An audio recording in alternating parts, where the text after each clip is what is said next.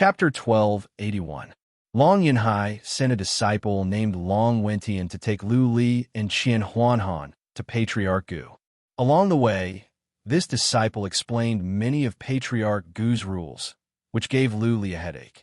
Even though Long Wentian did not say much about Patriarch Gu, Lu Li could tell from his brief words that this Patriarch Gu had a strange temperament.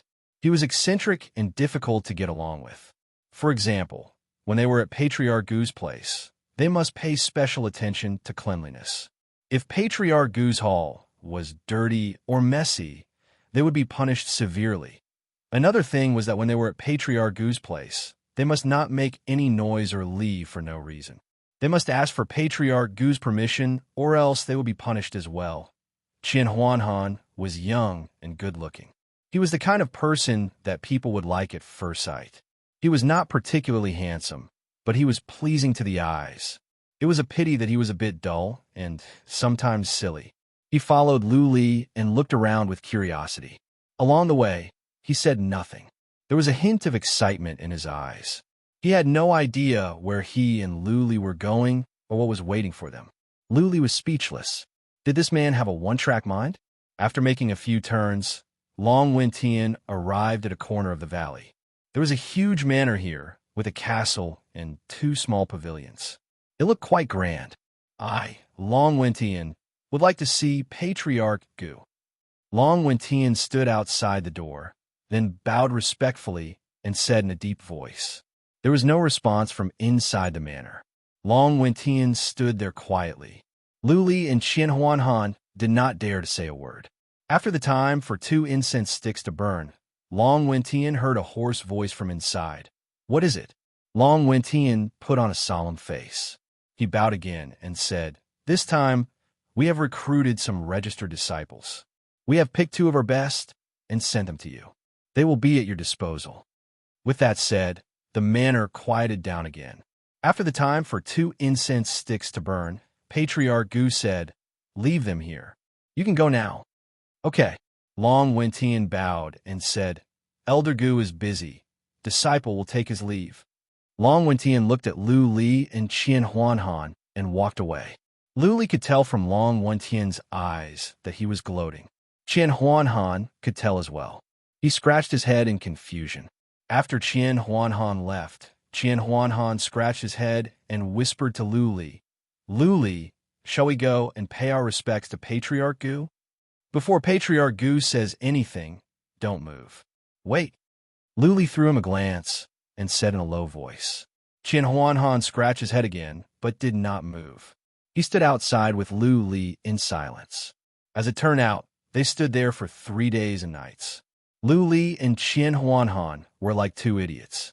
They stood outside the manor for 3 days and nights. On several occasions, Qian Huanhan tried to open the door and go in, but Lu Li stopped him with a look. Qian Huanhan's temper was not bad. He just stood there with Lu Li. "Come in." On the 4th day, a hoarse voice finally came from the manor. Lu Li was relieved. They must have passed the first test. Lu Li bowed, and Qian Huanhan followed suit. Lu Li pushed the door open and walked into the manor with Qian Huanhan. Finally, they arrived at the castle. Outside the castle, Lu Li did not go in rashly. Instead, he bowed again and said, "I am Lu Li, a registered disciple. Greetings, Patriarch." Qian Huanhan came back to his senses and bowed as well. "I am Qian Huanhan, a registered disciple. Greetings, Patriarch." After the time for 2 incense sticks to burn, Lu Li finally said, "Come in." Lu Li tidied up his clothes, and Qian Huanhan followed suit. They walked out of the castle, but there was no one in the hall. Lu Li did not use psychic power. He took a look and saw that there were 3 corridors in the hall, leading to the left, right, and back. After a pause, Lu Li walked to the corridor in the back. Qian Huanhan did not seem to have his own thoughts. He just followed Lu Li. Lu Li and Qian Huanhan arrived at the backyard. What they saw was an old man in a black robe sitting under the grape trellis in the backyard. He was examining a strange artifact embryo with a frown. On the stone table next to him were some ancient books. Qian Huanhan looked to the other side of the backyard. He saw 2 graves, one older and the other newer. Swish! Patriarch Gu suddenly moved his hand. A hand appeared in the air and landed on Qian Huanhan's face. Qian Huanhan did not have time to react. He was smashed away and fell to the ground. There was a blood mark on his face. Don't look at what you're not supposed to see, Patriarch Gu said coldly without looking up. Qian Huanhan was angry, but he said nothing. He stood up and calmed himself down. He stood behind Lu Li. Lu Li bowed and said, "Greetings, Patriarch Gu." Qian Huanhan must have been very dissatisfied, but he did not show it. He bowed slightly and said, "Disciple Qian Huanhan greets Elder Gu. I have made a mistake. Please punish me." "I've already punished him." Elder Gu didn't raise his head and coldly said, "As long as you don't violate my rules, you can do whatever you want here. If you do, I will naturally punish you. If you're not convinced, you can apply for a transfer from the Hall of Elders. I will not force you to stay." Transfer? Lu Li forced a smile. If he dared to ask the Hall of Patriarchs for a transfer, he would be tired of living. He would be banished from the sect directly or sent to guard a cemetery for hundreds or thousands of years. Lu Li believed that he could live a comfortable life here as long as he was careful and had a good grasp of Patriarch Gu's temperament. He slowly explored the Tao of artifact refinement while cultivating in secret, slowly plotting. Therefore, he paused for a moment and said respectfully, "Elder Gu is right. It is our honor to follow Elder Gu. Naturally, we must abide by Elder Gu's rules. You will live in the attic on the east side." Patriarch Gu seemed to be losing his patience. He waved his hand coldly and said, "Without my permission, you cannot go anywhere other than in the attic.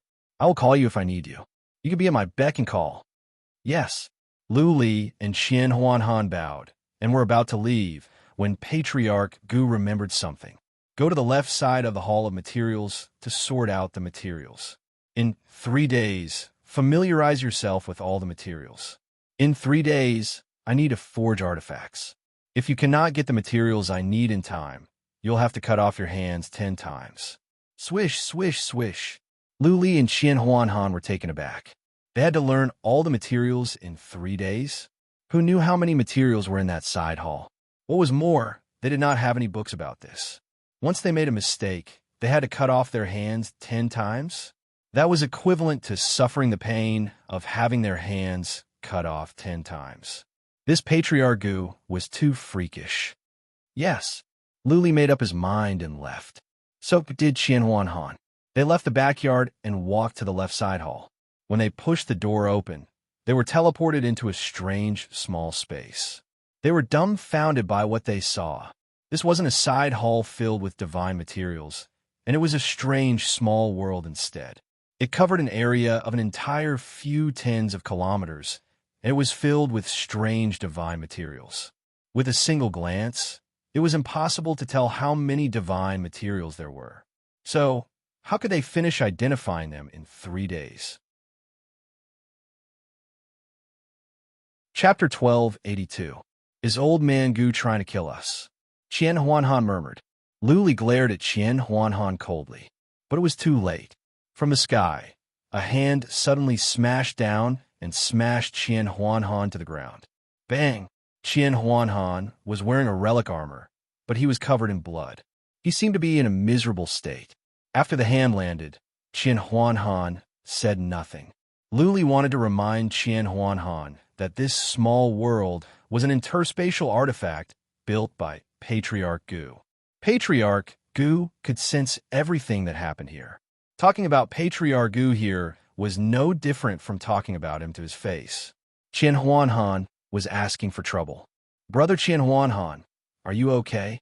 Lu Li walked over and took out 2 healing pellets. Qian Huanhan shook his head and took out 2 healing pellets himself.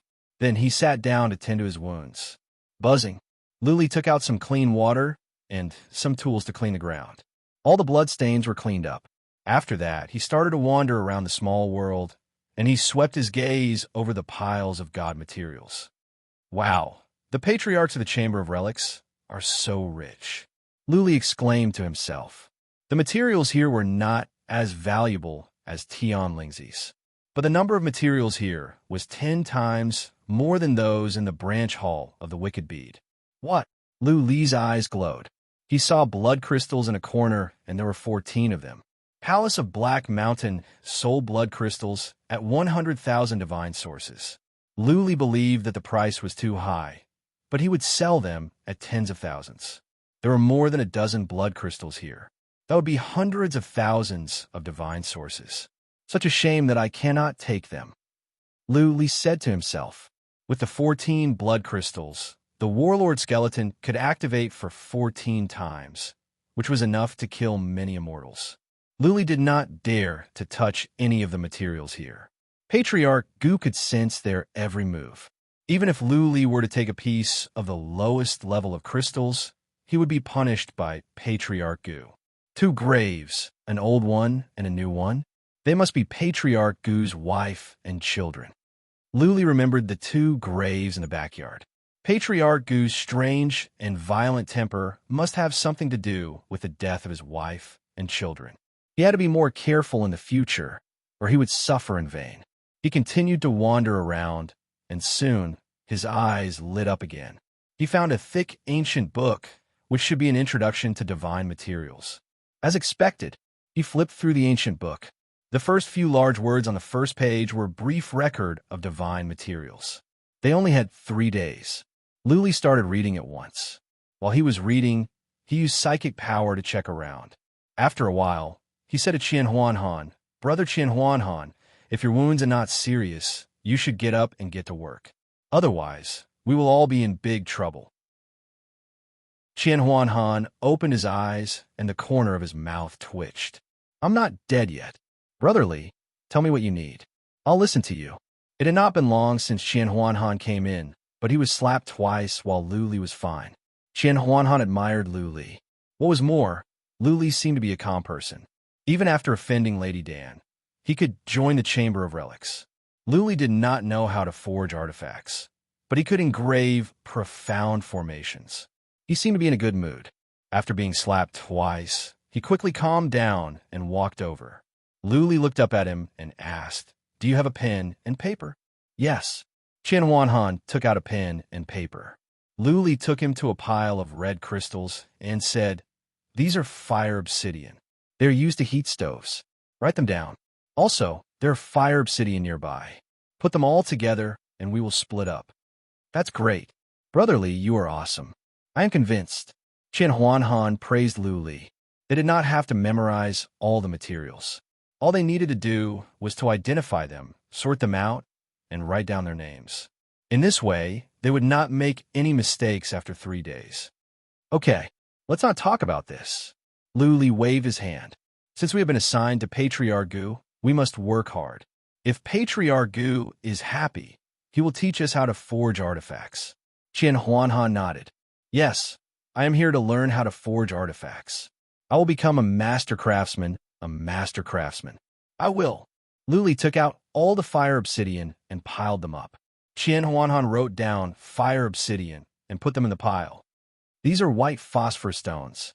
They are also used to heat stoves," Lu Li said, pointing to another type of white crystal. This time, Qian Huanhan began to look for white phosphorus stones without Lu Li's orders. Lu Li got busy as well. Both of them were divine spirits, so they were quite fast and efficient in doing things. Just like that, Lu Li sorted out the materials. He found them and piled them together. Then, he labeled them and indicated their uses. "This is venomous flood dragon's claw. It is poisonous. Do not touch it. This is one of the materials for making bows." Qian Huanhan took out a pair of black gloves and said, "I have relic gloves. Brother Li, let me get them. Just mark them." The 2 of them moved quickly inside, and after identifying the various divine materials, they gathered them together. They were neatly stacked in an orderly manner. They were efficient. In just 1 day, they had sorted out more than half of the materials. At this rate, they could finish in 3 days. There were too many materials in the small world, at least tens of thousands. It was impossible for Lu Li and Qian Huanhan to remember them all. That being said, if Patriarch Gu needed something, they could look for it according to the labeled cards. They would not make a mistake. You are smart." For the first time, Patriarch Gu who was sitting under the grape trellis, looked up. He snorted and went back to studying the strange prototype in his hand. 3 days later, Lu Li and Qian Huanhan had sorted out all the materials. They had checked them twice. After making sure that the labels were correct, they did not go to the attic that Patriarch Gu told them to stay in. Instead, they sat there and waited. "Give me 100 fire obsidian, 100 white phosphorus stones, and 100 black rock stones." A hoarse voice suddenly came. Lu Li opened his eyes at once and dashed to the pile of materials. He took out 100 fire obsidian, white phosphorus stones, and black rock stones and handed them to Qian Huanhan. "Send them over. Come to me if you need anything." "Okay." Somehow, Qian Huanhan trusted Lu Li. He took over the 3 types of stones, put them into his interspatial ring, and dashed out of the portal. A moment later, Qian Huanhan came back with another 5 palm marks on his face. Lu Li raised his eyebrows and asked, "What is it?" Qian Huanhan said, feeling wronged. "Patriarch Gu was working on artifacts. I took a few glances." Lu Li was speechless. This Qian Huanhan had just been slapped in the backyard. How could he not remember? He should not look at things that he was not supposed to see. Cut the crap. What does Patriarch Gu need? Lu Li did not waste time. He asked at once. Qian Huanan answered at once. 1 dragon's vine, 10 pieces of steel of Heaven Mountain. Lu Li took out the materials and said, "How about I send them over and you stay here?" "No, let me do it." Qian Huanhan put away the materials and left in a hurry. When he came back, there was another 5 palm marks on the other side of his face, and his mouth was swollen. "What is it now?" Lu Li rolled his eyes. Qian Huanhan was about to cry. "When I left, I heard an explosion from a stove. I looked back and I was slapped again. All right, don't be upset. What do you want?" Lu Li could not sympathize with Qian Huanhan anymore. He handed the materials to Qian Huanhan, and the latter left in a hurry. Chapter 1283. This time, Qian Huanhan was slapped twice because he made a mistake. Patriarch Gu told him to throw in 3 black diamond rocks, 5 fire obsidian, and 1 white phosphorus rock. However, he made a mistake and missed 1 fire obsidian. Naturally, the result was miserable. Lu Li picked up the materials Patriarch Gu needed and left this side hall in a hurry. He went to another side hall, where Patriarch Gu used to forge artifacts. Lu Li rushed into the side hall. After a white glare, he found himself in another strange space. This space was spacious, more like a valley. There were all kinds of stoves and tools. Patriarch Gu was standing next to the largest stove in the center. Whoosh! Lu Li did not dare to take a second look. He took a casual glance and hurried over to Patriarch Gu. He took out all the materials and bowed. He stood on the side in silence, not daring to look around. Whoosh, whoosh. Patriarch Gu poured some Xian energy into the stove and said, "Throw in 9 fire obsidian, 1 black diamond rock, and 16 white phosphorus rocks." Lu Li took out fire obsidian, black diamond rock, and white phosphorus rocks accurately, and then stood on the side in silence. He did not even look at the stove. He only stared at the ground, like a stone puppet. Whoosh, whoosh, whoosh. Patriarch Gu poured in divine energy and asked Lu Li to throw in material from time to time. Lu Li did it with perfect accuracy. After the time for 3 incense sticks to burn, Patriarch Gu waved his hand and said, "Go and get a drop of fire phoenix blood and a piece of gold of yam." Lu Li did not reply. He cupped his fists and left quickly. When Lu Li left, Patriarch Gu threw him a glance and nodded emotionlessly. When Lu Li returned to the side hall with materials, Qian Huanhan saw that Lu Li was fine after a long time. Qian Huanhan felt wronged and said, "Brotherly, how did you do it? Can you teach me? I don't want to be beaten again." "Woo, I'm a grown-up now, and my parents have never beaten me." Lu Li took out the materials quickly. When he was about to leave, he said, "Patriarch Gu will not trouble you for no reason. It takes him a lot of energy to teach people a lesson. He is a man of principle. We have to abide by our duties and follow his rules. Why would he hit us for no reason?" Lu Li went back to the side chamber where he used to forge artifacts. He had been following the rules. He was careful and focused. He knew that Elder Gu was eccentric, but he was definitely not an unreasonable person. As long as he did things carefully and did not make any mistakes, he would be able to gain Elder Gu's approval step by step. As an elder of the artifact pavilion and a high-level artificer, he must be very arrogant. As long as he fully approves of you, your future days will be easy. If he wasn't recognized, he would definitely dislike you more and more, and his days in the future would be difficult. Luli had been going back and forth between the Hall of Artifact Forging and the Hall of Materials. He had been busy for 6 to 8 hours, but not once was he scolded or punished by Patriarch Gu. Qian Huanhan was completely convinced by him. He also called him brotherly. For the last time, Luli took out some materials, and Patriarch Gu had stopped working. The stove was opened. His hand glowed with golden divine energy. Holding a strange relic in his hand, Patriarch Gu shook his head and sighed. Another failure. Alas, Patriarch Gu threw the oval ball to Lu Li and said, "You can study this and throw it into the Hall of Materials. You can have 3 days off. You can wander around in the Valley of Relics and report to the Hall of Internal Affairs. Do not make any trouble." "Thank you, Patriarch Gu." Lu Li bowed and left. He knew that Patriarch Gu had given him this strange relic. Lu Li had gained initial approval from Patriarch Gu. He went to the Hall of Materials and brought Qian Huanhan out. Lu Li took him to the attic on the east side. The attic was not spacious, but there were several rooms. The rooms were messy and dirty. Lu Li and Qian Huanhan cleaned them up. There were inhibition formations in the room. Qian Huanhan activated the inhibition formations and was about to complain to Lu Li. Lu Li stopped Qian Huanhan with a look and waved his hand. "Qian Huanhan, rest well. I will study this relic, and we will go out in a day." Qian Huanhan nodded with a bitter face. Lu Li went back to his room. He took out the oval relic and poured divine energy into it. As soon, he was shocked. The patterns and diagrams inside the relic were too complicated. Large formations were connected with smaller ones, and the larger ones were integrated. Lu Li felt he had seen hundreds of diagrams. He felt dizzy. What kind of relic is this? A supreme relic? Lu Li was deep in thought. He let Blood Vine reach out from his hand and said, "Blood Fairy, take a good look at the diagrams inside. They may help you." Okay. Blood Fairy's tentacles reached in, and after a few hours, she pulled them back. She said, "It's done, Master. I've memorized all the diagrams." Lu Li nodded. He cultivated for a while.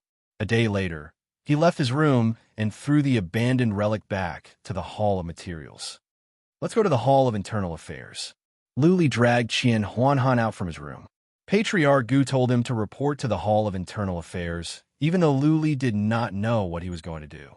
But he could tell that they had passed Patriarch Gu's test, and Patriarch Gu was willing to let them stay.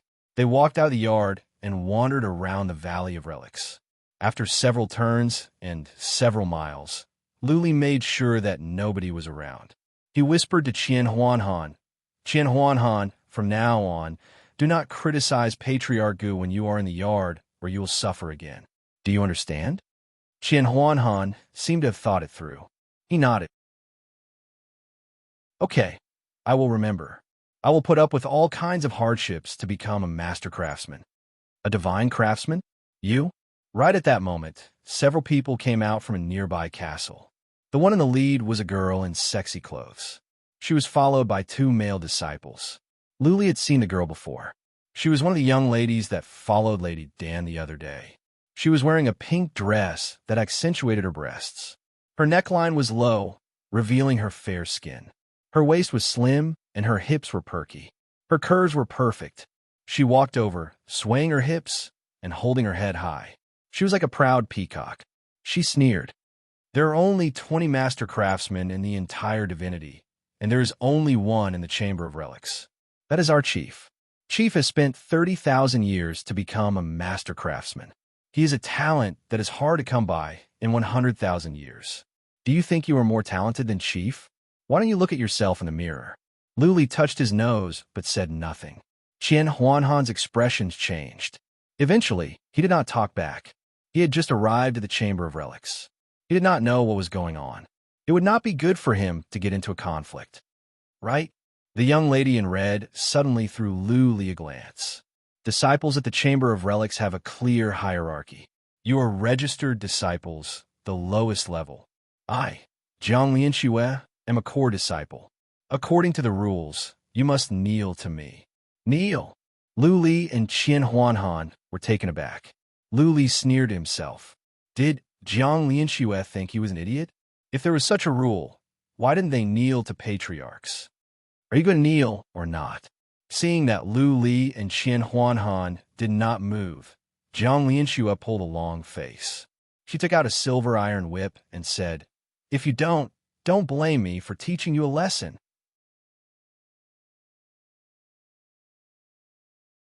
Chapter 12:84. Qian Huanhan was enraged. His eyes were filled with murderous intent. He was not willing to be humiliated and was ready to fight back. Lu Li knew that they could not move. They could not fight back even if Jiang Lianxue slapped them. Why? Because Jiang Lianxue's father or grandpa must be a patriarch with real power, or else she would not be so arrogant.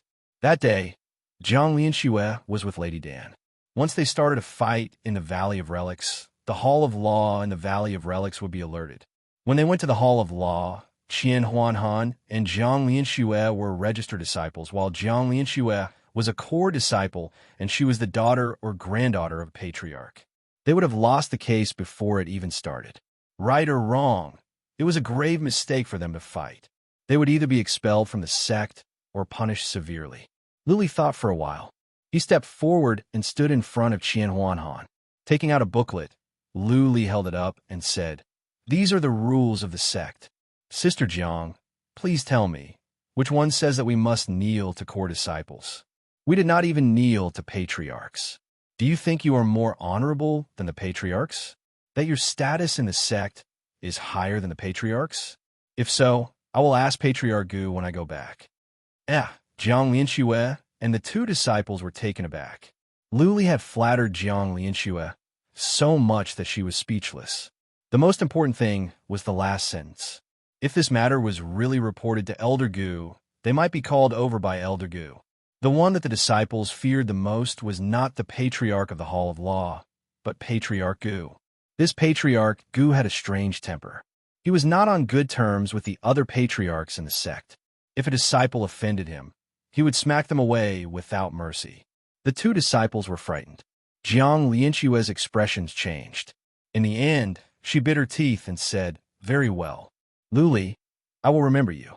Later, Jiang Lianxue left with her disciples with a long face. Qian Huanhan was relieved. He patted Lu Li's shoulder and said, "Brother Li, you are the best. Otherwise, we would have suffered today. I'm the one who got you into trouble." Lu Li forced a smile. "She is here to make trouble for me. I have offended Lady Dan. From now on, they will make trouble. Next time, don't hang out with me." "What are you talking about?" Qian Huanhan shook his head and said, "We were assigned to Elder Gu's place together. We are brothers in the sect. You are my brother. We should share blessings and misfortunes." He. Lu Li smiled and said nothing more. He waved his hand, and the two of them moved on. After a series of twists and turns, they finally arrived at the Internal Affairs Division. The two reported the cause of the matter and were led into the Internal Affairs Division. A patriarch was dealing with some affairs at his desk. Lu Li came in, bowed and said, "Greetings, Patriarch." Behind the desk was an old man with thick eyebrows and big eyes. He looked very dignified. He raised his head and asked, "What's the matter, Elder?" Lu Li bowed again and said, "We are registered disciples that have just joined the sect. We were assigned to Patriarch Gu to wait for his orders. Patriarch Gu asked us to come and report."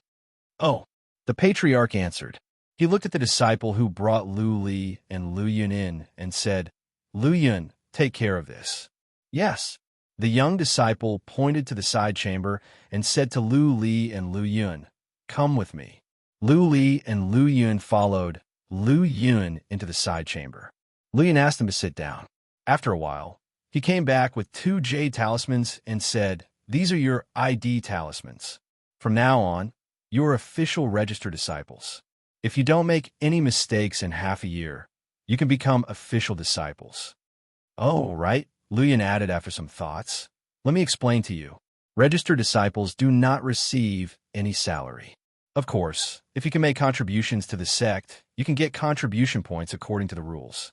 You can trade contribution points for many things in the sect, such as relics, divine sources, materials. When you have enough contribution points, you can even become a hall master or a patriarch directly. Contribution points? Lu Li frowned and asked, Brother Lu Yun, how do I get contribution points? There are 3 ways. Lu Yun had a good attitude. Maybe it was because he didn't know Lu Li's situation or he didn't care about Lady Dan. Lu Yun explained, first of all, battles. For example, if our sect is going to war with other sects, contribution points will be converted according to merits. Second, forging artifacts. If you can make relics and hand them over to the sect, you can get contribution points.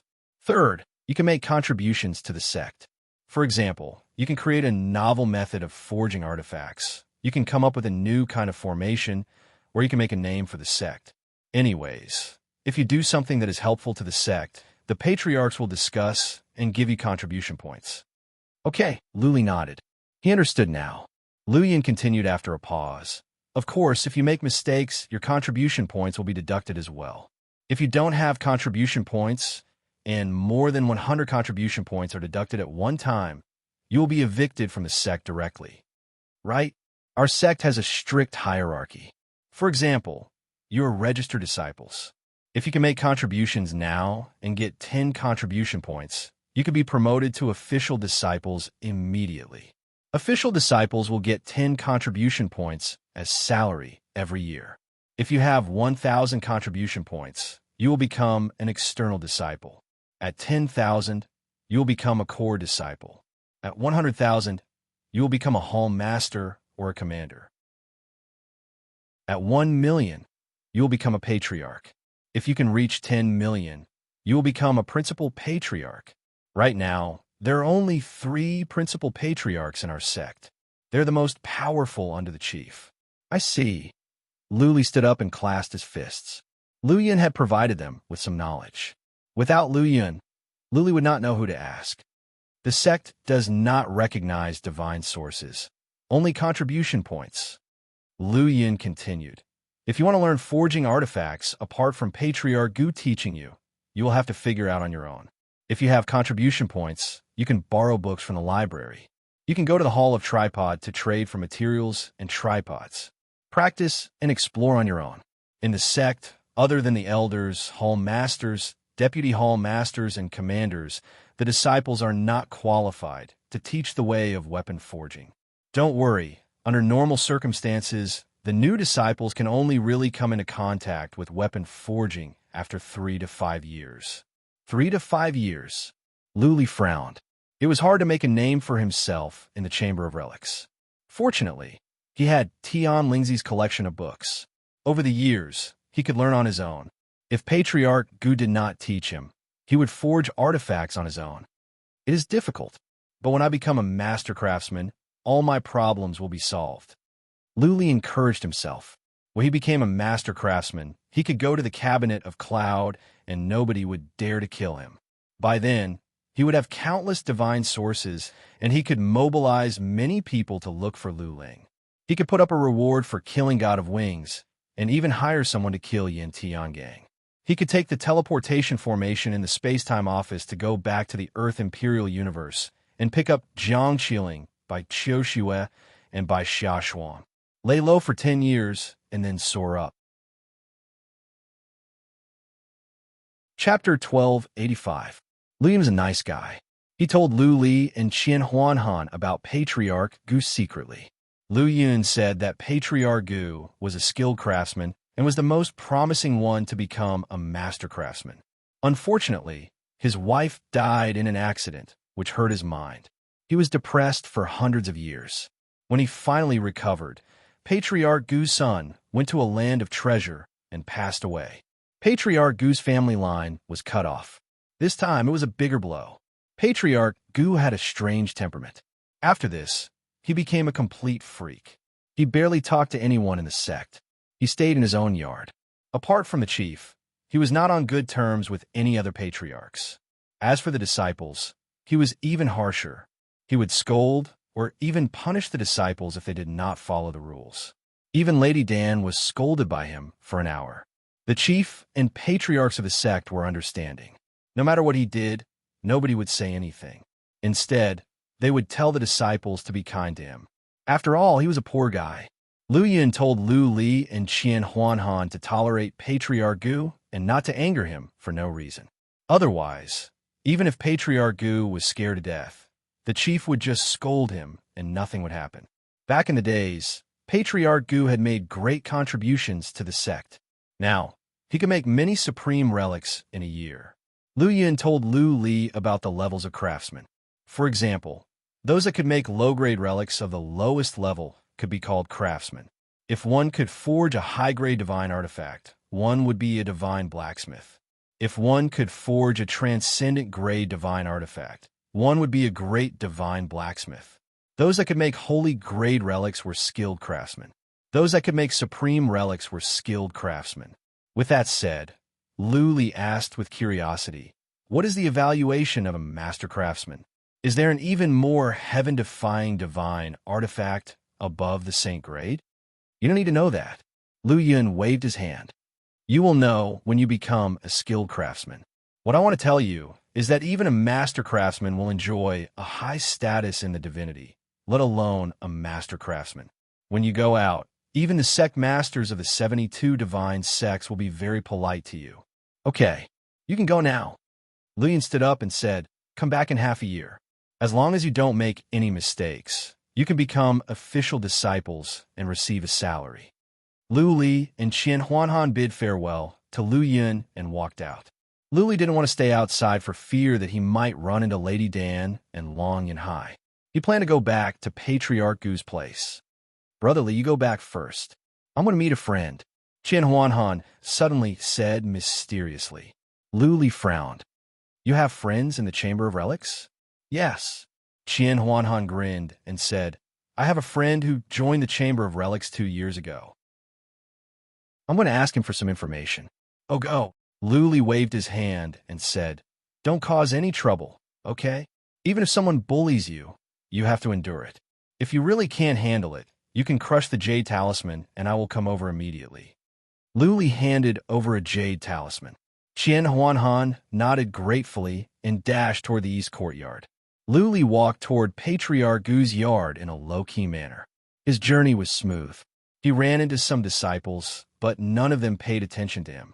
Lu Li did not report to Patriarch Gu. Instead, he went back to his attic and went to his room to cultivate. After a while, Lu Li took out the wicked bead and let blood vines sneak into the ground.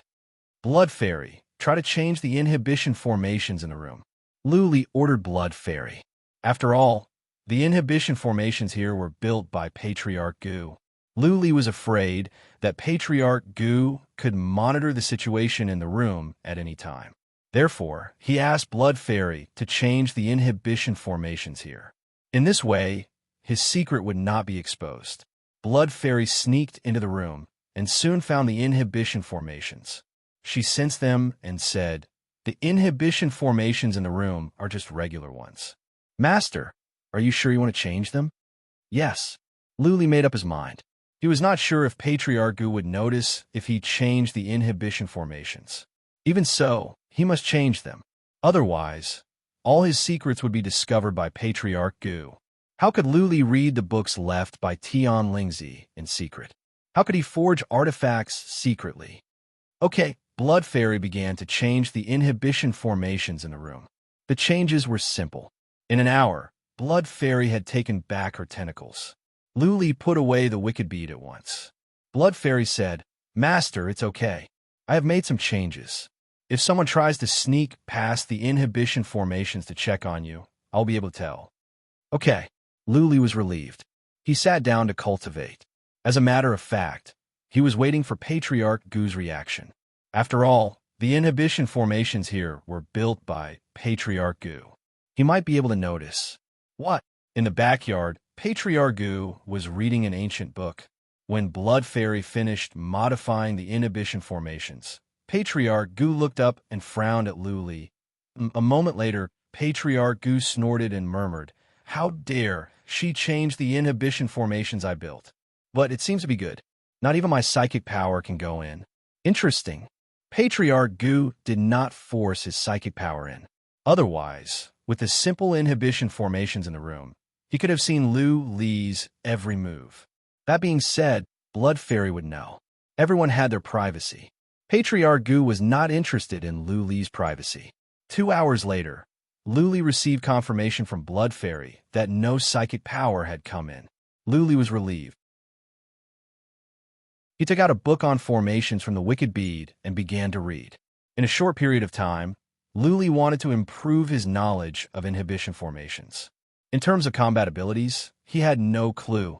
He had made no progress after studying the Slayer's move and wind-related fundamental principle. Therefore, he planned to study inhibition formations and forging artifacts.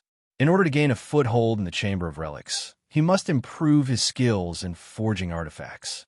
If he could not gain a foothold in the Chamber of Relics, when the Cabinet of Cloud came to him, would the Chamber of Relics offend the Cabinet of Cloud for him if he was a nobody with no value or status? Lu Li was not sure about this. More importantly, he had offended someone in the Chamber of Relics. If Lady Dan and the others could help, the Chamber of Relics might hand over the Wicked Bead. Therefore, to stay alive, Lu Li must gain a foothold in the Chamber of Relics as soon as possible. He might not become an influential figure, but at least he should be worthy of the Chamber of Relics protection. Inside the Wicked Bead was the lifelong collection of a master craftsman. That was Lu Li's greatest advantage. He believed that given some time, he could become a master craftsman or even a master craftsman. A moment later, the inhibition formation in Lu Li's room glowed. He put away the book and opened the door. Qian Huanhan was back. As soon as he came in, Qian Huanhan secretly activated the inhibition formation in the room. Then he took out a stove, some basic materials, and a dozen books from his interspatial ring.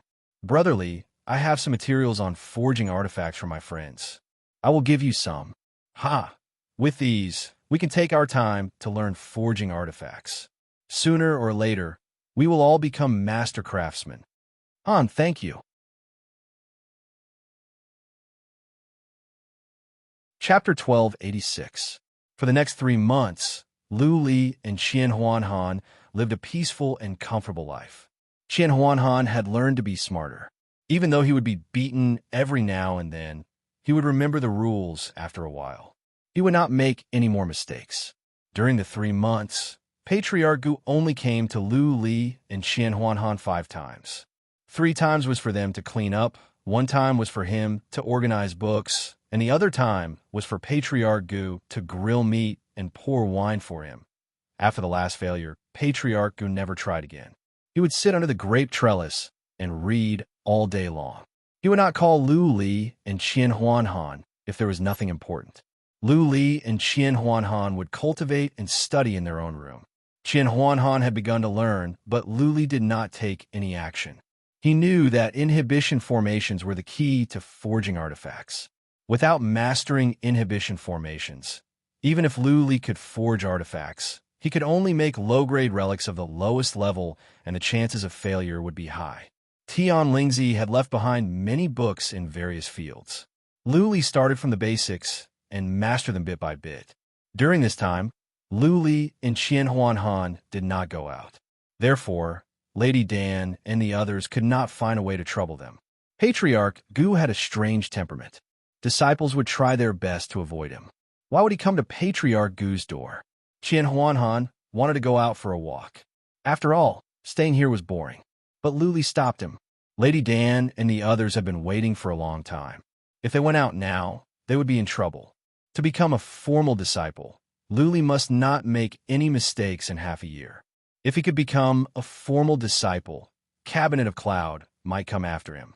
The Chamber of Relics would protect him. After all, if he could not protect a formal disciple, the other disciples would be disappointed. Cabinet of Cloud had been quiet recently. Was it because they did not find out who Lu Li was, or because they knew he was in the Chamber of Relics and did not dare to come? For days passed. Suddenly, there was some noise in the Valley of Relics. Lu Li activated the inhibition formation in his room and did not know. But Qian Huanhan was alarmed. Qian Huanhan walked out and woke Lu Li up. They walked out of the room and looked toward the entrance of the Valley of Relics. Many people were gathered there. Lu Li wondered what was going on. Go and find out what is going on. How can you make such a ruckus? A hoarse voice came. Qian Huanhan wanted to go and watch the fun. As soon as he heard Patriarch Gu's voice, he dragged Lu Li out of the room. Don't panic. Lu Li threw him a glance. His steps were steady. Qian Huanhan looked at Lu Li and slowed down as well. They walked toward the entrance of the valley unhurriedly.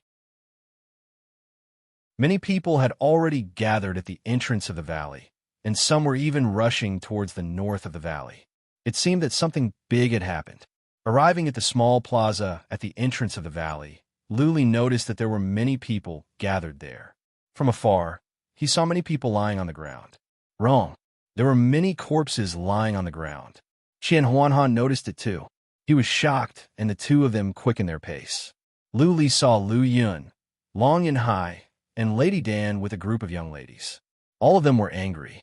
Lu Li and Qian Huanhan walked toward Lu Yun quietly. Lu Li cupped his fists and said, Brother Lu Yun, we are here on Patriarch Gu's orders. What is going on here?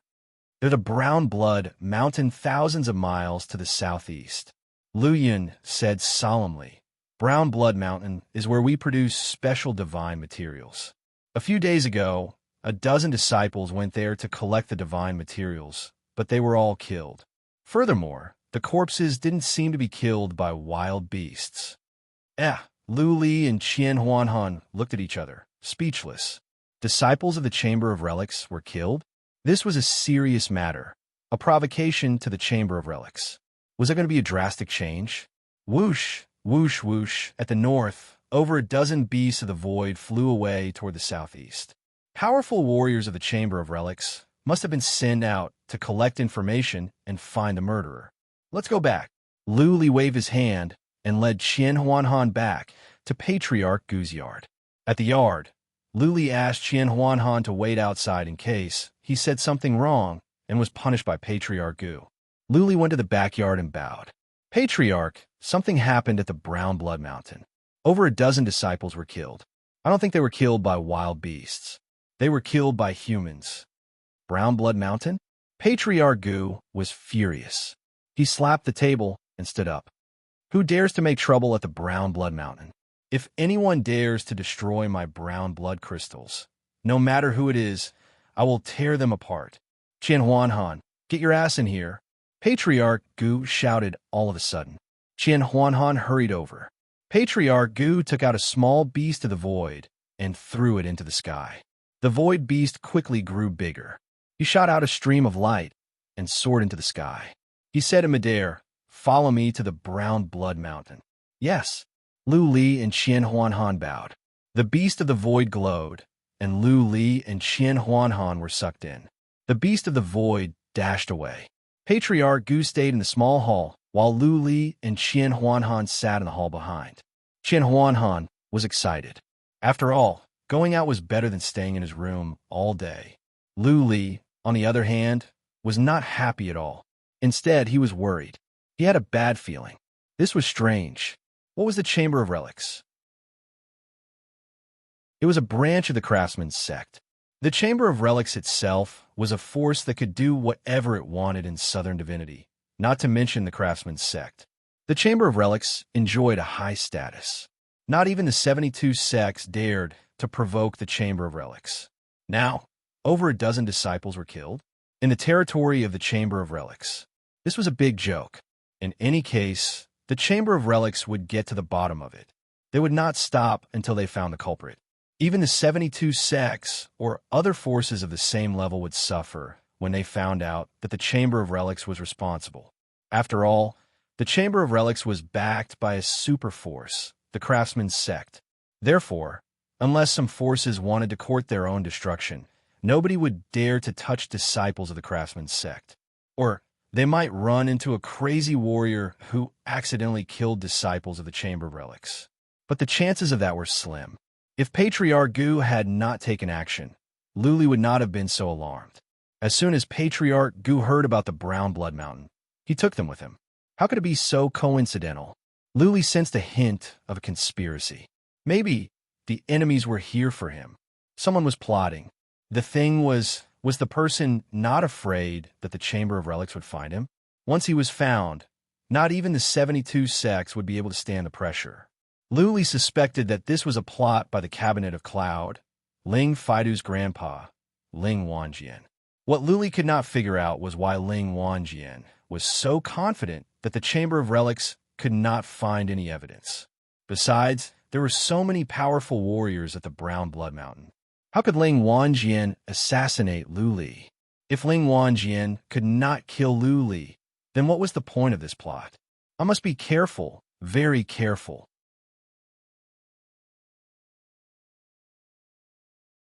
Chapter 12:87. Brown Blood Mountain. As its name suggested, the entire mountain was made of rocks. The brownish-red rocks looked as if they were made of brown blood. The Brown Blood Mountain was a huge mountain range. The soil here was special and could produce some special materials. The rarest of them was the brown blood crystal. The brown blood crystal had no other uses. Its only use was to refine weapons. Moreover, he did not need to refine weapons normally. The one who used it the most was Elder Gu. Elder Gu had a unique refining method. He could refine a special divine artifact called the Heavenly Thunderbringer. As the name suggested, Thunderbringer could summon thunderbolts to kill the enemy. This relic could only be used once, but it was very powerful.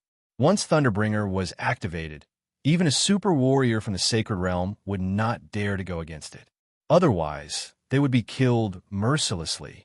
The brown blood crystal was one of the necessary materials to make Thunderbringer.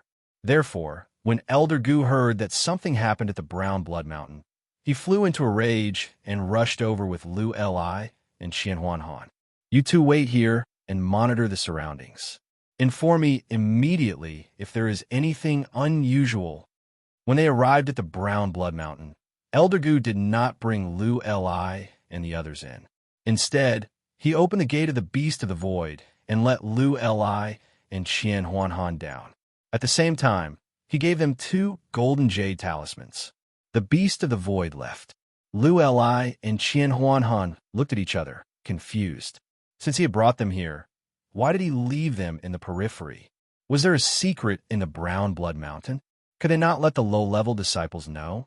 Whoosh, whoosh. In the distance, a group of warriors in silver armor ran over. Their psychic thoughts had locked onto the two from far away. They surrounded the two. Lu Li saw the symbol on their armor. He took out his identity jade talisman and said, "Guys, we are also disciples of the Chamber of Relics. We came here with Elder Gu. These are our identity jade talismans." The disciples glanced at Lu Li's and Qianhuanhan's jade talismans. They calmed down. A leader said, "Don't wander around. Something happened in the Brown Blood Mountain. The place is cordoned off. If you dare to go in, you will be killed." "Yes." Luli cupped his hands. This team should be the disciples of the battle hall. They flew off in another direction. Obviously, they were in charge of patrolling the perimeter. I can't just stay here like a fool. Luli thought for a moment. If he stood like this, if the enemy came for him, he would become a live target and would be easily killed. Little Han, pointing to a cave on the left, Luli said, "You hide there, I'll go check out the surroundings." "No." Qianhuanhan shook his head and said, "Let's go together. We can take care of each other if something happens. I have my reasons." "You won't go wrong if you listen to me," Luli said firmly. There was no doubt in his eyes. "All right," Qianhuanhan softened and reminded, "Brotherly, you have to be careful. Don't mess around. If you meet Miss Long Yunhai and Miss Dan, crush the jade talisman and look for Elder Gu." Qianhuanhan thought that Luli didn't want to go with him because she didn't want to drag him down. Luli nodded without explaining and flew away alone. After running for a few miles, the soul concealment armor appeared around his body, and he went into stealth mode. Swish, not long after he went into stealth mode, he heard some noises coming from the northwest sky. A beast of the void came from the sky. Luli looked at it from a distance and realized that this beast of the void was different from regular ones. It seemed to be smaller, but its speed was faster, and it looked very gorgeous from the outside. Whoosh, the beast of the void didn't stop. It dashed toward the interior of Brown Blood Mountain. It didn't go far when a dozen people flew up. All of them were wearing silver armors, and their relic weapons were glowing. One of them shouted, "Who dares to trespass on Brown Blood Mountain? Leave, or we will kill you." "You're blind, you dog." A cold female voice came. Then the beast of the void floated in the air and opened its mouth. A young lady in a yellow dress flew out with several young ladies. It was Miss Dan and Jiangli and Shue. Miss Dan and the others were all riding on white unicorns, the same unicorns that almost crashed into Luli. Those unicorns all had wings and were floating in the air. Miss Dan glanced at the disciples of the Hall of Battle and said, "You don't know me? Are you going to kill us?" "It's you, Miss Dan," the disciples of the Hall of Battle landed. The leader bowed with a bitter smile. "Miss Dan, why did you bring the young ladies here? This place is under curfew. Patriarch Tion said no one is allowed in." "Am I anyone?" A yellow bow appeared in Miss Dan's hand. "Even I can't go in? Are you sure?" The yellow bow in Miss Dan's hand glowed. A horrible energy came out from the bow. It seemed she would shoot the disciple if he dared to say no. "No."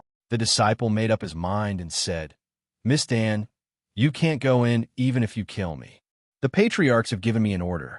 If I disobey, it will be against the rules." Coldness rose in Miss Dan's eyes. She drew the bow with her other hand and aimed at the disciple.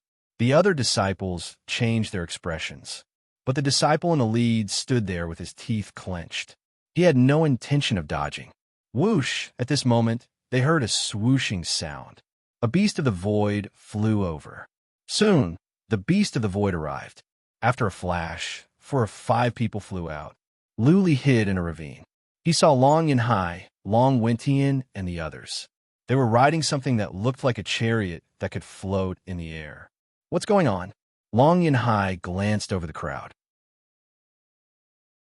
He was dignified. He looked at the disciple of the Hall of Battle and asked, "Yang Lei, what did you do to piss Miss Dan off?" "Greetings, brothers." Yang Lei cupped his hands and said, "I didn't piss Miss Dan off. The patriarchs and our hall master told us that no one is allowed in. But Miss Dan insisted." "Okay, Long Yinhai calmed down." He looked at Miss Dan and said, "Sister Dan, don't make things difficult for Yang Lei and the others. Let's wait outside. If we rush in recklessly, Patriarch Tion will scold us. What if Patriarch Sun from the Hall of Law is in there? What if I insist on going in?" Miss Dan put away her bow and said, "Sisters, let's go. Let's see if they have the guts to kill us." "This is a spoiled child." Luli shook his head. He had seen many spoiled young masters and young ladies like this in the Heaven Reverse universe. They were arrogant and liked to fool around. Boom, boom, boom. While Yang Lei was at a loss of what to do, an explosion came from the Brown Blood Mountain. The earth trembled. Even Luli could feel it. Swish! In the depths of the mountain range in the distance, a startling bright light soared into the sky. It was a sword light. The sword light swept out like lightning and actually split several mountains in half. Patriarch Sun is here. Long Yinhai and the others were frightened. Long Yinhai flew to Miss Dan and shouted, "The patriarchs are here. We must have encountered some powerful enemies. Let's go down and hide, or we will be in trouble." Miss Dan did not care. An oval iron ball appeared in her hand. She snorted and said, "What are you afraid of? If any bastard dares to come, let him eat Thunder Trigger. Even a mighty warrior in the divinity will be killed in an instant."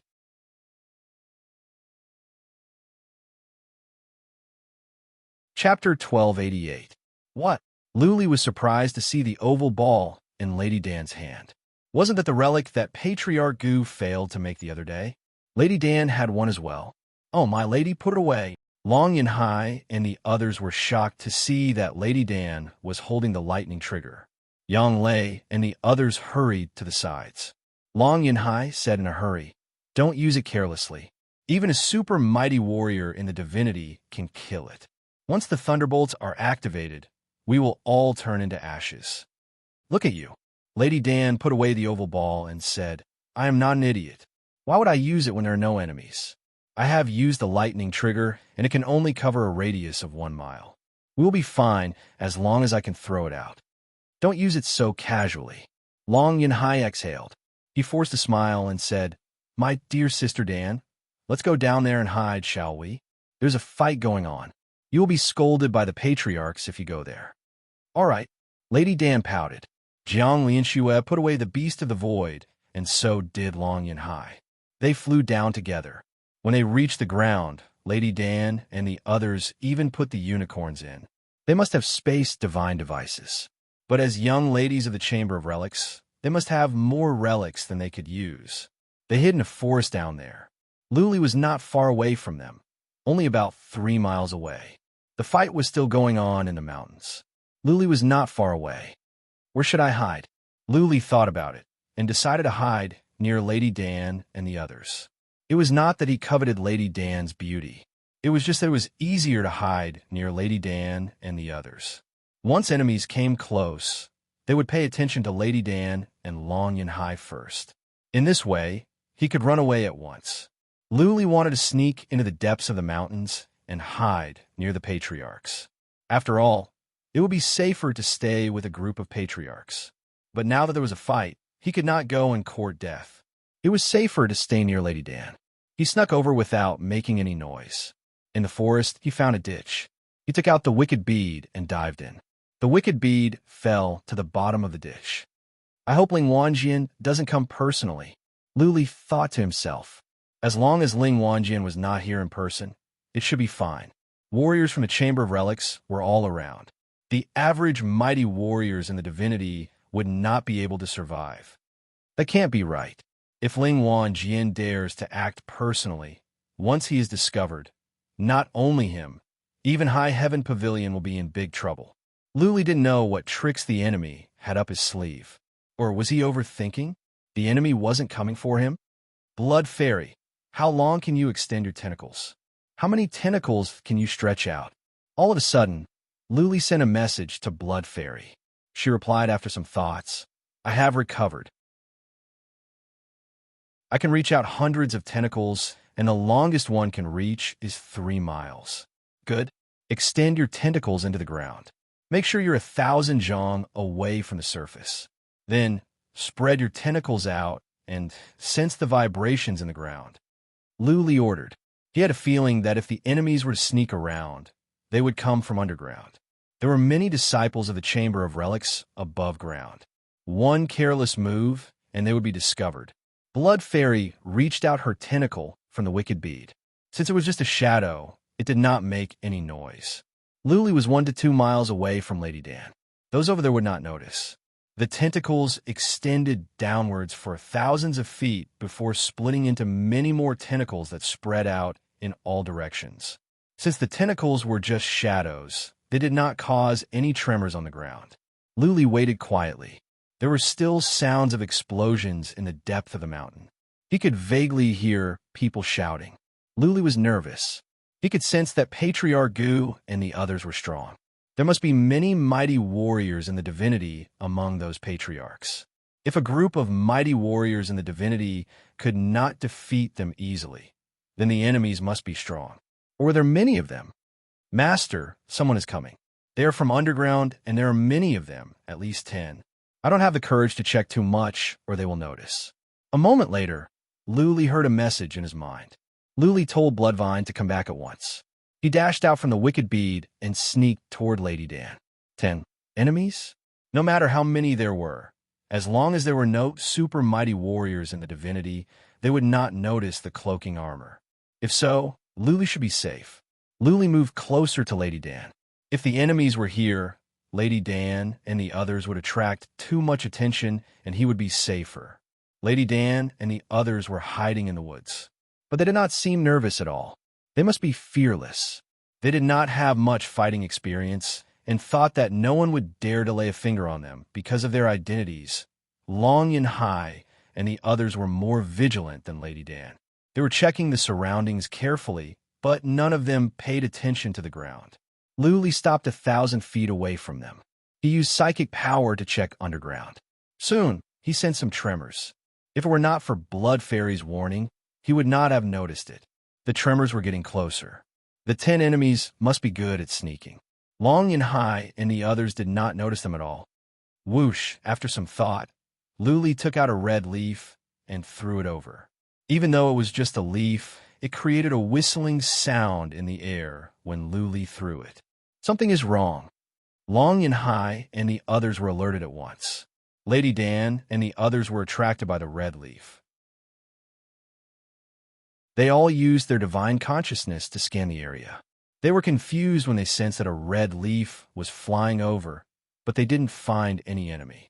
That being said, everyone was wearing armors. Luli secretly checked and exclaimed to himself that the Chamber of Relics was rich and imposing.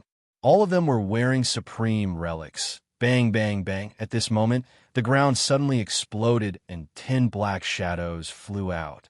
Luli sneaked a glance and saw that they were actually 10 gnomes. They were very small and looked like children. They are not pure-blooded humans. They don't have pupils. Luli glanced into the eyes of one of them. They were all white with no pupils, which was quite a frightening sight. The 10 dwarfs all had daggers glowing in a dark blue glow. They aimed at one person and stabbed at them. Pupilless monkeys. Long Yunhai cried out in surprise. He threw a ball in his hand up into the sky and hacked at one of them with his long saber.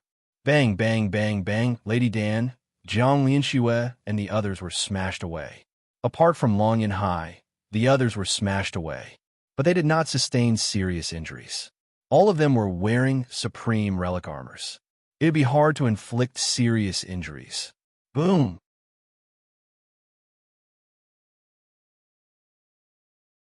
Chapter 1289. Pupilless monkeys were famous in Southern divinity. It was just that Luli was new to the divinity and did not know much about them. This clan was born to be assassins, and they were also professional assassins. This race never appeared in the outside world. Once they did, they would receive a mission to assassinate. In other words, the pupilless monkeys were usually accompanied by assassinations. However, when you saw this clan, they were either there to assassinate you or the people nearby. Usually, they would not appear outside, and you would not be able to walk to the place where their tribe lived. Pupilless monkeys had been in the south of the immortal world for at least 1,000,000 years, and countless people had been assassinated by them. Countless experts had tried to find this race, but no one had been able to find where they were. This race had branches in all the big cities. There was only a small castle, and there was no one inside. As long as you put in the information of the person you wanted to assassinate, and then put in enough divine roots, you would be able to enter the castle. Once the pupilless monkeys accepted the mission, they would take action. If they failed to assassinate the target, they would have to pay double the amount of God's source. If Luli had known who the pupilless monkey was, he would have known at once that the assassins were not coming for the Chamber of Relics, but him. The artifact pavilion had always kept a low profile. In the past 10,000 years, they had not made enemies with any major forces. Asking the pupilless monkey to help would mean risking offending the Chamber of Relics. It would definitely cost a lot, so the person who would help would definitely be a big force. After all, they would offend the Chamber of Relics. Hence, it was usually a deadly feud. Luli had killed Ling Faidu. That was a blood feud. Even if all the pupilless monkeys were captured, they would not reveal who the mastermind was. This had been proven over the past 1,000,000 years. If the mastermind was Ling Wanjian, then he wouldn't have to worry about being exposed. Bang, bang, bang. Lady Dan, Long Yunhai, and the others were knocked away one after another. Lady Dan and the others were not killed, but they were all injured. All of them were scared and ran away crazily. They didn't dare to stay in the same place. Lady Dan led the other young ladies to the depth of the mountain. Some elders were coming to rescue them. Let's go. Luli didn't dare to stay here any longer. What if another group of pupilless monkeys popped up from the ground? The gears in his head turned quickly. He remembered that the group of pupilless monkeys had come out from the depths of the mountain. After some thought, he dashed toward the periphery of the mountain. He walked without the slightest sound of the wind, keeping a low profile as he floated in the ravine. Soon, he left the periphery of the mountain. He felt a slight sense of danger in the mountain. There were too many pupilless monkeys there, so he didn't dare to stay there any longer. They were 300 miles away from the mountain. Luli chose a small cave to hide in. He wanted to find Patriarch Gu and the others after the battle was over. Bang! Right at that moment, Luli felt the ground trembled and then the ground cracked. A pupilless monkey dashed out and tried to stab at him. This pupilless monkey is so strong. He should be close to the level of a mighty being in the god realm, right? In Lu Li's mind, there was a sense of danger that he had never felt before. This person's aura was too terrifying. He wanted to dodge, but he found that his body's movements were slow. He was actually suppressed by this person's aura. Bang! Lu Li's body was hit by a dagger. He felt as if he had been hit by a mountain. Even though he was wearing a transcendent-grade divine artifact armor, he felt as if many of the bones in his back had been broken and his internal organs had been ruptured. His body was sent flying. Swish! The pupilless monkey caught up with Lu Li in a flash and stabbed at his head. Its pupilless eyes were filled with coldness. Lu Li felt a chill run down his spine. I am the enemy's target. Lu Li finally understood why he attacked Lady Dan and Long Yunhai to distract the patriarchs. The pupilless monkeys that attacked Lady Dan and Long Yunhai were not strong. This one was at least 10 times stronger. Buzzing, Lu Li's wicked bee glowed as the immortal's body came out. The immortal's body did not attack the pupilless monkey. Instead, the immortal's body held Lu Li in his arms and used his back to protect the pupilless monkey. Clank, clank, the dagger landed on the immortal's body's back, making a muffled sound and creating some sparks. The immortal's body's defense was no weaker than a supreme relic. It was almost impossible to crack the immortal's body's defense. Whoosh! The pupilless monkey moved quickly. Before Lu Li could react, he was stabbed in the chest. Lu Li felt another force as strong as a mountain. His ribs were shattered one by one, and his internal organs were completely ruptured. Blood gushed out of his mouth, and at this moment, he could even smell the scent of death. This pupilless monkey did not use any powerful skills or fundamental principles.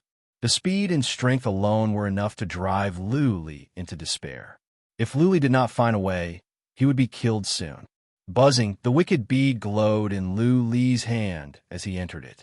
The immortal's body grabbed the wicked bead with one hand and punched at the pupilless monkey with the other. At the same time, Lu Li crushed Patriarch Gu's jade talisman. He was trying to buy himself some time. The wicked bead was in the immortal's body's hand. It would not be cracked anytime soon. When Patriarch Gu arrived, Lu Li would be safe. He was overthinking. The pupilless monkey's dagger and the immortal's body collided. Then, the pupilless monkey's other hand landed on the immortal's body's arm. Lu Li could not tell what kind of skill the pupilless monkey had used. The immortal's body's arm trembled uncontrollably. The wicked bead was smashed away. Bang! The pupilless monkey struck at the immortal's body. The immortal's body was smashed away. The pupilless monkey flew back to the wicked bead and stabbed at it for dozens of times. *T. The wicked bead's energy is running out fast. Lu Li checked the energy in the wicked bead and exclaimed to himself. He knew he must fight back, or else the wicked bead would be cracked. He took out a blood crystal and sent the warlord skeleton over. This was the last blood crystal he had, and it was precious. However, he had to use it now. Buzzing, the wicked bead glowed. Then, the warlord skeleton came out. The warlord skeleton was covered in a dark glare and reached at the pupilless monkey with its skeletal hands. What? The pupilless monkey was attacking the wicked bead when a skeleton appeared out of nowhere. The pupilless monkey's heart skipped a beat. He swung the dagger and hacked at the warlord skeleton's skeletal hands. Bang! There was a spark, but nothing happened to the skeletal hand of the war god skeleton. Instead, the skeletal hand grabbed the pupilless monkey's arm and crushed it. Hiss, hiss, the pupilless monkey gasped when he saw the giant skeletal hand twisting toward him, but his arm was broken bit by bit. He stepped back as fast as lightning. He sensed a fatal danger. If he did not step back, he would be killed by the warlord skeleton. Buzzing, Lu Li dashed out and put away the immortal's body at once. Then, he put away the warlord skeleton that could not move and the wicked bead. This was a dangerous move. If the pupilless monkey came back, Lu Li could still be killed. Woo! From the distance came a shrill noise. Then a familiar psychic power came. It was Patriarch Gu's psychic power. Luli felt lucky that he came out in time. Otherwise, the immortal's body and the warlord skeleton would have been exposed. You want to run? Soon, Patriarch Gu saw the pupilless monkey running away. A glint of determination rose in Patriarch Gu's eyes. He took out an oval ball and threw it at the pupilless monkey. Lightning trigger.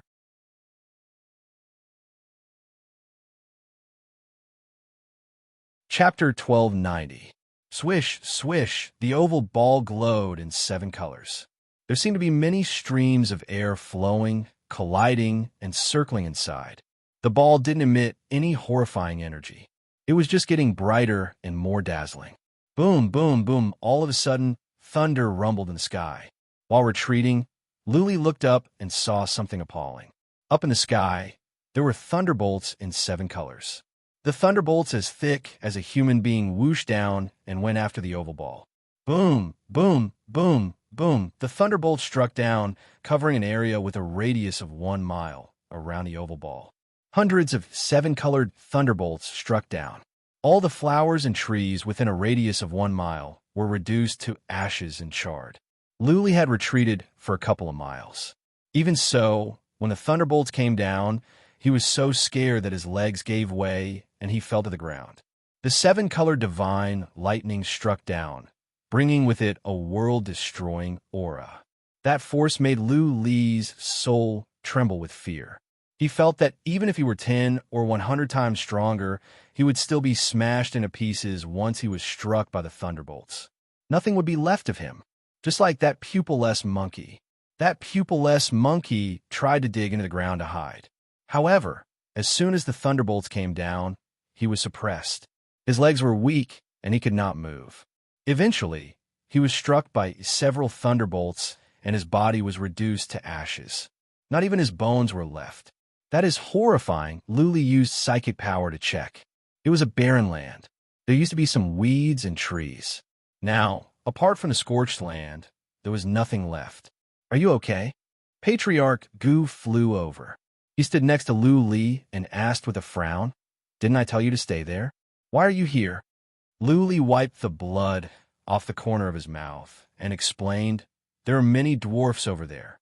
I was chased by this dwarf, so I ran here. Thank you, Patriarch Gu, for saving me." Chased. Patriarch Gu frowned and asked in surprise, "You survived after being chased by this pupilless monkey for more than 300 miles? I think the pupilless monkey's arm was torn off. Did you do that?" Luli's heart skipped a beat. He realized he had gone overboard with his boasting. The pupilless monkey's combat power was very strong.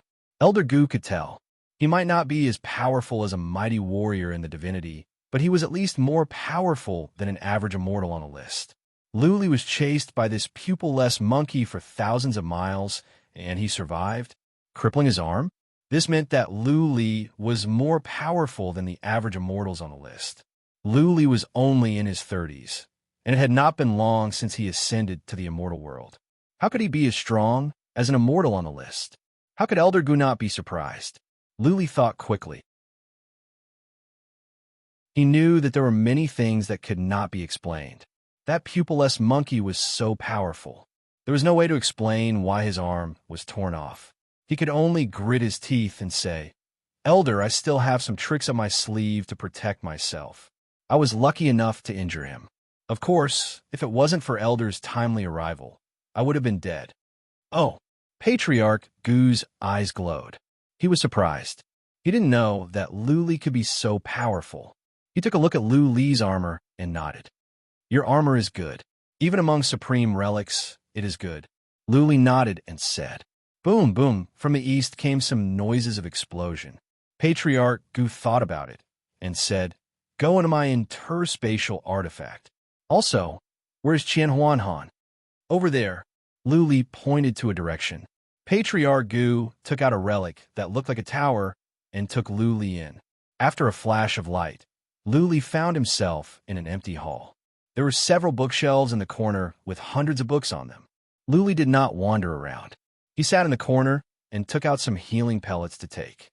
Buzzing, a moment later, space trembled and Qianhuanhan was taken in. Seeing Lu Li covered in blood, Qian Huanhan asked with concern, "Brotherly, what happened? Did Lady Dan and the others do this?" "No." Lu Li shook his head. "It was a dwarf assassin. His eyes have no pupils. His speed and strength were horrifying. If it were not for Patriarch Gu, I would have died." "No pupils? A dwarf?" Qian Huanhan was taken aback. "Pupil-less monkeys. Which force did the Chamber of Relics offend? Asking the pupil-less monkeys to fight against the Chamber of Relics comes at a great cost. I don't think they can do it without billions of divine sources." "Billions of divine sources?" Lu Li touched his nose embarrassedly. He asked about the pupil-less monkeys in detail, and he was sure it must be Ling Wanjian. Others wouldn't be so generous. This time, the pupil-less monkey's target must be Lu Li. Lucky, Lu Li and Qian Huanhan were in Patriarch Gu's interspatial artifact. No matter how many pupil-less monkeys there were, they could not hurt Lu Li and Qian Huanhan. Patriarch Gu's lightning trigger was appalling. Buzzing a moment later, Lu Li noticed that space trembled again. For beautiful young ladies were teleported in. Lu Li and Qian Huanhan's eyes glowed. This was because the two beautiful young ladies were in a sorry state. Their inner robes had been shattered, leaving only the soft armor on the outside. The soft armors only covered their breasts and buttocks. Many parts of their bodies were exposed. Lu Li and Qian Huanhan could only see their fair skin. Jiang Lianxue was among them. Her robe was torn as well. From the side, half of her breasts could be seen. There were blood stains on them, which gave her an alluring and stimulating look. "What are you looking at? I will gouge your eyes out if you keep looking." Jiang Lianxue blushed. She glared at Lu Li and Qian Huanhan. Lady Dan took out a sword. Glaring at Lu Li, she said, "Turn around or I will gouge your eyes out." Lu Li and Qian Huanhan looked at each other. They curled their lips and sat down. One of the young ladies who was not injured said, "Sister Lianxue, Sister Mingyu, hide your armors. I will treat you and change into clean clothes." Jiang Lianxue blushed even more. She glared at Lu Li and Qian Huanhan and said, "No." Lady Dan understood Jiang Lianxue's concerns. She walked to the back of Lu Li and Qian Huanhan with her sword. Pointing the sword at Lu Li and Qian Huanhan's heads, she said, "Lianxue, take care of your wounds and get changed. Otherwise, how are you going to get out? Don't worry. If they dare to use psychic power or peek, I will cut them to death." Lu Li and Qian Huanhan were speechless. They were not in the mood to peek. That being said, it would be too erotic for them to strip naked with two beauties behind them. All right, Jiang Lianxue and the other young lady made up their minds and hid their armors. They were completely exposed, but they reacted quickly. They took out some clothes to cover their private parts. However, right at that moment, the space inside began to tremble. 5 people came out. It was Long Yinhai and Long Wentian. Long Yinhai and Long Wentian were standing right in front of Jiang Lianxue when they came in. Several pairs of eyes looked at each other, and all of them quickly widened. Then 2 ear-piercing screams rang out from within. Hearing the screams, Lu Li and Qian Huanhan turned around out of instinct. They happened to see Jiang Lianxue and 2 young ladies bouncing up. 2 blood-stained bodies bounced up from the ground, and 4 blood-stained white rabbits swayed in the air. Lu Li and Aqua Rose were dumbfounded by this scene. Long and High, you bastards. I will kill you."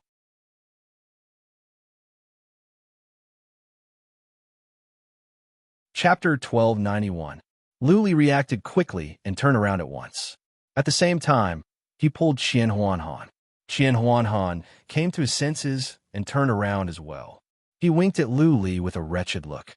Luckily, Lady Dan and the others were looking at Long Yinhai and didn't notice Lu Li and Qian Huanhan. Long Yinhai came to his senses and quickly moved to the side. At the same time, he shouted, "Sister Dan, don't do anything rash. We were just teleported in. We didn't mean to." Right. Long Yinsha nodded like a chicken pecking rice, but he was still staring at Jiang Lianxue's body. He waved his hand and said, "Lady Dan, don't be rash. We didn't see anything." Lu Li and Qian Huanhan looked at each other speechlessly. They used their psychic powers to check and saw Long Yunshan's eyes. Bang! Lady Dan was enraged when she saw Long Yunshan's reaction. She swung her sword at Long Yunshan's shoulder. But Long Yunshan was wearing a low-rank relic armor. He was only smashed away and was not injured. Jiang Lianxue and the other young lady finally came to their senses. They quickly covered their private parts with their dresses. Long Yunshan and the others didn't dare to look anymore. Long Yunshan crawled up, cupped his fists, and begged Lady Dan, "Lady Dan, please stop. You will kill me." Lady Dan rushed over. She put away her sword, clenched her fists, and said, "Put the armor back into your body, or I will make you regret it." Long Yunshan looked at Miss Dan with a wronged face. She was like an angry lion cub. He then looked at Long Yunhai and the others with hidden bitterness, as if he was silently saying that he wasn't the only one who saw it. Why did Miss Dan vent her anger on him? Long Yunhai pretended that he didn't see anything. The others didn't want to talk to him either. Their attitude was clear. Miss Dan had to vent her anger. Long Yunshan had hit the muzzle of the gun. If he didn't vent Miss Dan's anger, today's matter wouldn't be over. All right, Long Yunshan looked like he was about to cry. He had no choice but to put the armor back into his body. Lady Dan immediately rushed over like a little lion and punched Long Yunshan in the face. Long Yunshan flew away like a broken sack. His teeth and blood spilled out. Whoosh! Miss Dan didn't stop after punching him. She dashed forward and started punching and kicking Long Yunhai. Long Yunhai couldn't stop screaming as many of his bones were broken. On the other side, Jiang Lianxue and that young miss quickly put on their robes. Their eyes were filled with tears. They were both young misses who had yet to be married, but now they had been seen by a few men. How were they going to face others in the future? Stop hitting me. If you keep hitting me, I'm going to die. There was not a single piece of good flesh on Long Yunshan's body. Many of his bones were broken as he screamed miserably. Long Yunhai couldn't stand it anymore, but he didn't plead with Miss Dan. He turned around and cupped his hands. "Sister Shui, sister Yu, Yunshan didn't do it on purpose. We were also just teleported in. Everything was a misunderstanding. We will apologize to the two sisters later. Try to persuade Sister Dan. If this continues, Yunshan will be beaten to death. Right now, a group of elders is still chasing after the pupil-less monkeys. Don't make the elders angry." Jiang Lianxue didn't say anything, but Meng Yu couldn't bear it. She thought about it, then gritted her teeth and said, "Sister Dan, let's just forget it."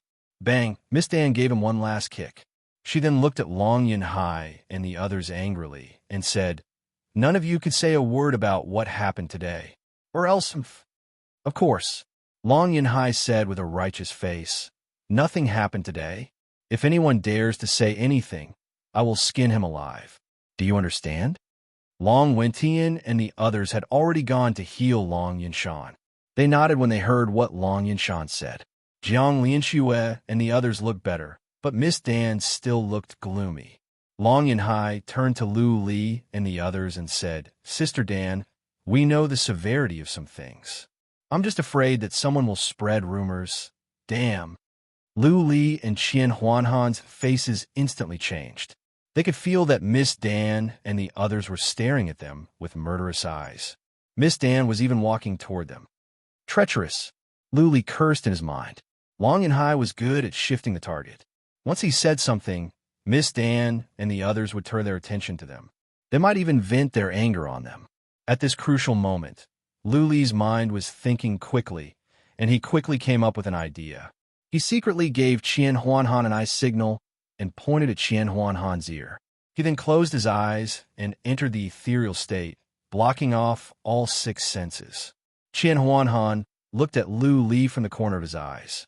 When he realized what was going on, he shut off all six senses as well. Just as Lu Li entered the ethereal state, he felt his body was sent flying by a kick.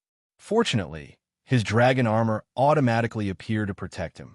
He might have smashed onto the wall, but he didn't suffer much damage. Lu Li opened his eyes in confusion and shook his head. He asked, "Who attacked me?" Her. Miss Dan snorted and walked toward Lu Li. She said coldly, "It was me. Do you have a problem with that?" Lu Li frowned and said, Why did Miss Dan attack me? What did I do wrong? Miss Dan sneered and said, You didn't do anything wrong. But you heard something you shouldn't have and saw something you shouldn't have. What did you say? Luli said in confusion. You asked us to turn around, and we immediately shut off all 6 senses. We didn't know what happened just now. Shut off all 6 senses? Miss Dan paused and blinked her eyes in confusion. She then looked at Qian Huanhan and saw that he didn't do anything. She started to believe him and asked with a frown, Are you sure you aren't lying to me? Why would I lie to you? Luli said with a righteous expression, See no evil and hear no evil. This is the basic principle of being a human. What happened just now? Why did senior brother Yinhai and Wen Tian come in? Why is senior brother Yinshan injured? Don't ask what you shouldn't ask. Continue to cultivate and mind your own business. Miss Dan waved her hand impatiently. Luli walked back embarrassedly and sat cross-legged with Qian Huanhan as they continued to cultivate. Miss Dan thought for a while and walked to Long Yinhai and the others. She said, We can't just let it go like this. I will ask an elder to erase your memories. Otherwise, Sister Shui and Sister, you won't be able to face anyone. This, Long Yinhai and the others had a slight change in expression. If their memories were erased, their memories wouldn't be complete. Nothing serious might happen, but it might affect their cultivation in the future. The problem was, what could they do? They couldn't just say that they shut off all 6 senses like Lu Li and didn't see or feel anything, right? Awesome, Brother Li. Qian Huanhan quietly opened his eyes and gave a thumbs up. His lips moved slightly as he mouthed a few words. The two of them had seen everything just now, and it wasn't just a waste of time. It was also because of Lu Li's quick thinking and didn't have any worries. Qian Huanhan was really impressed by Lu Li. This kid has a quick reaction. It was noisy inside, and no one knew what was going on. Elder Gu didn't care about Jiang, Linxue, and Mingyu's naked bodies at all, and there wasn't a trace of ripple in his heart. Instead, he praised Lu Li's quick reaction.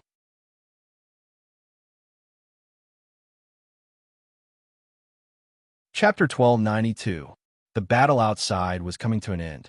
This time, many patriarchs came from the Chamber of Relics. To become a patriarch, one must not only be accomplished in forging artifacts, but also in combat abilities. Luli was right.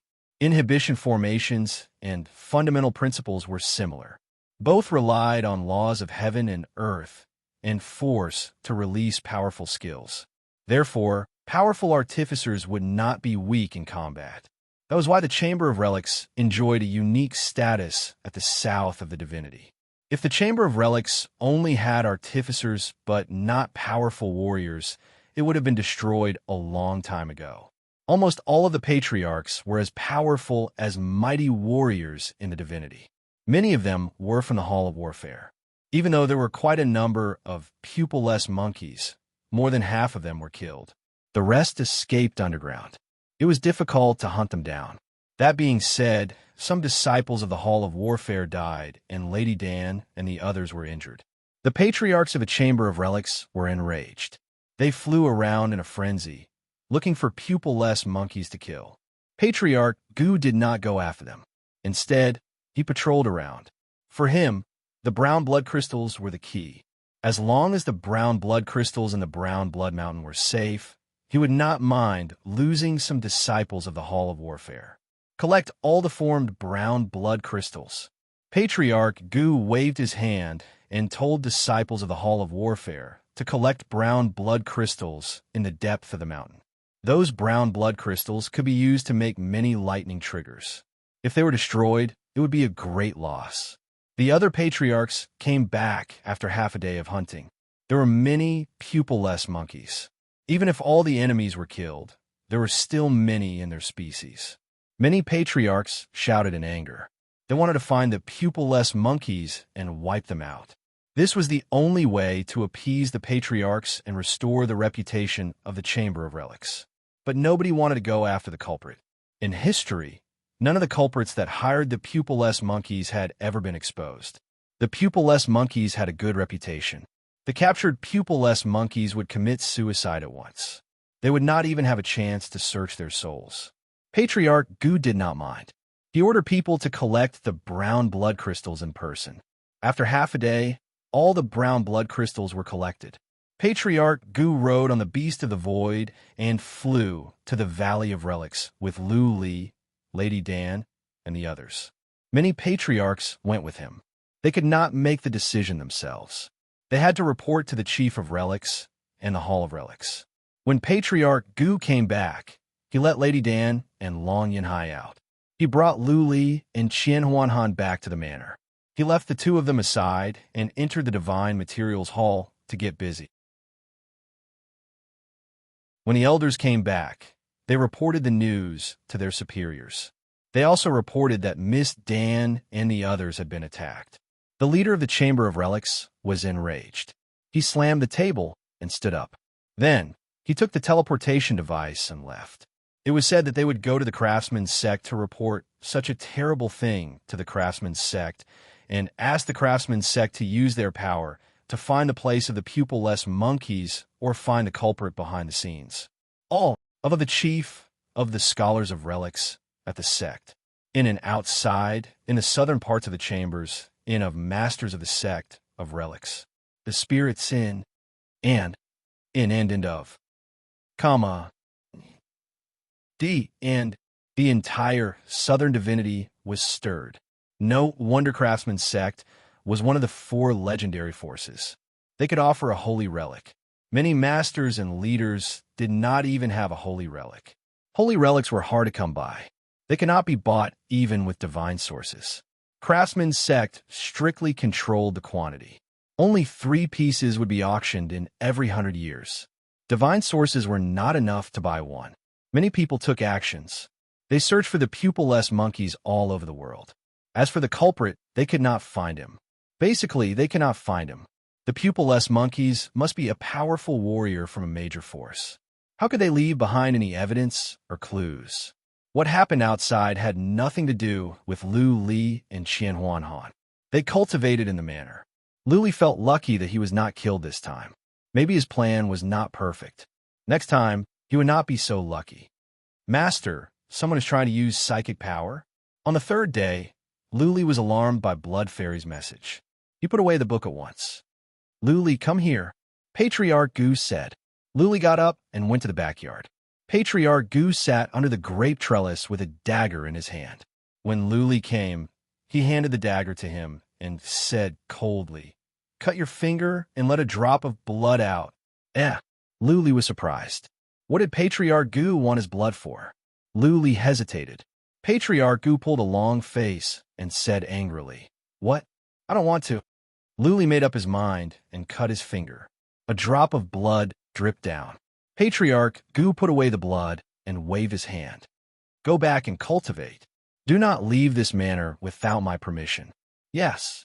Lu Li cupped his fists and left. He went back to his room, but did not cultivate.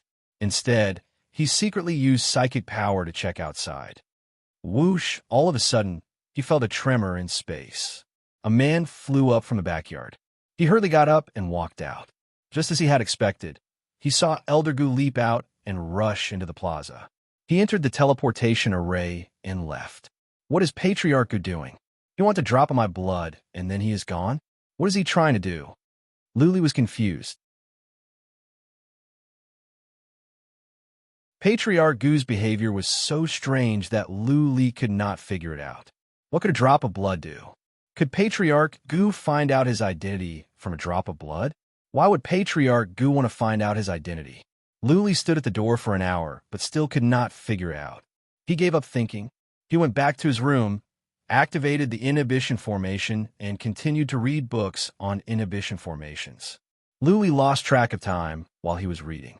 Soon, 5 days had passed, and Patriarch Gu had not come back. Lu Li was confused. He thought for a while, but could not come to a conclusion. He went back to studying inhibition formations. Another 5 days later, Patriarch Gu finally came back. As soon as he came back, he sent a message for Lu Li to go over. "He is here." Lu Li's heart skipped a beat. He had many questions. Maybe Patriarch Gu would answer them later. Lu Li wondered if it was a good thing or a bad thing. If it was a blessing, it was not a curse. If it was a curse, he could not avoid it. Luli made up his mind and walked to the backyard. Patriarch Gu stood under the grape trellis, emotionless. When Luli came, Patriarch Gu took out the pagoda and took Luli into the interspatial artifact. This time, Luli came to another side hall. There was a throne here. Patriarch Gu sat on the throne, looked at Luli coldly, and said, "Should I call you Luli, or Li Lu, or Lulin?" Swish, Luli turned ghastly pale. Patriarch Gu really went to look into his identity, and he found out everything with just one drop of blood. Luli forced himself to calm down. Since Patriarch Gu had taken him to the interspatial artifact, it meant that he did not want today's conversation to be leaked. In other words, Patriarch Gu was the only one who knew about Luli's identity. On this thought, Luli felt more confident. He bowed and said, "Patriarch Gu, I did not mean to hide it. I was forced to do so."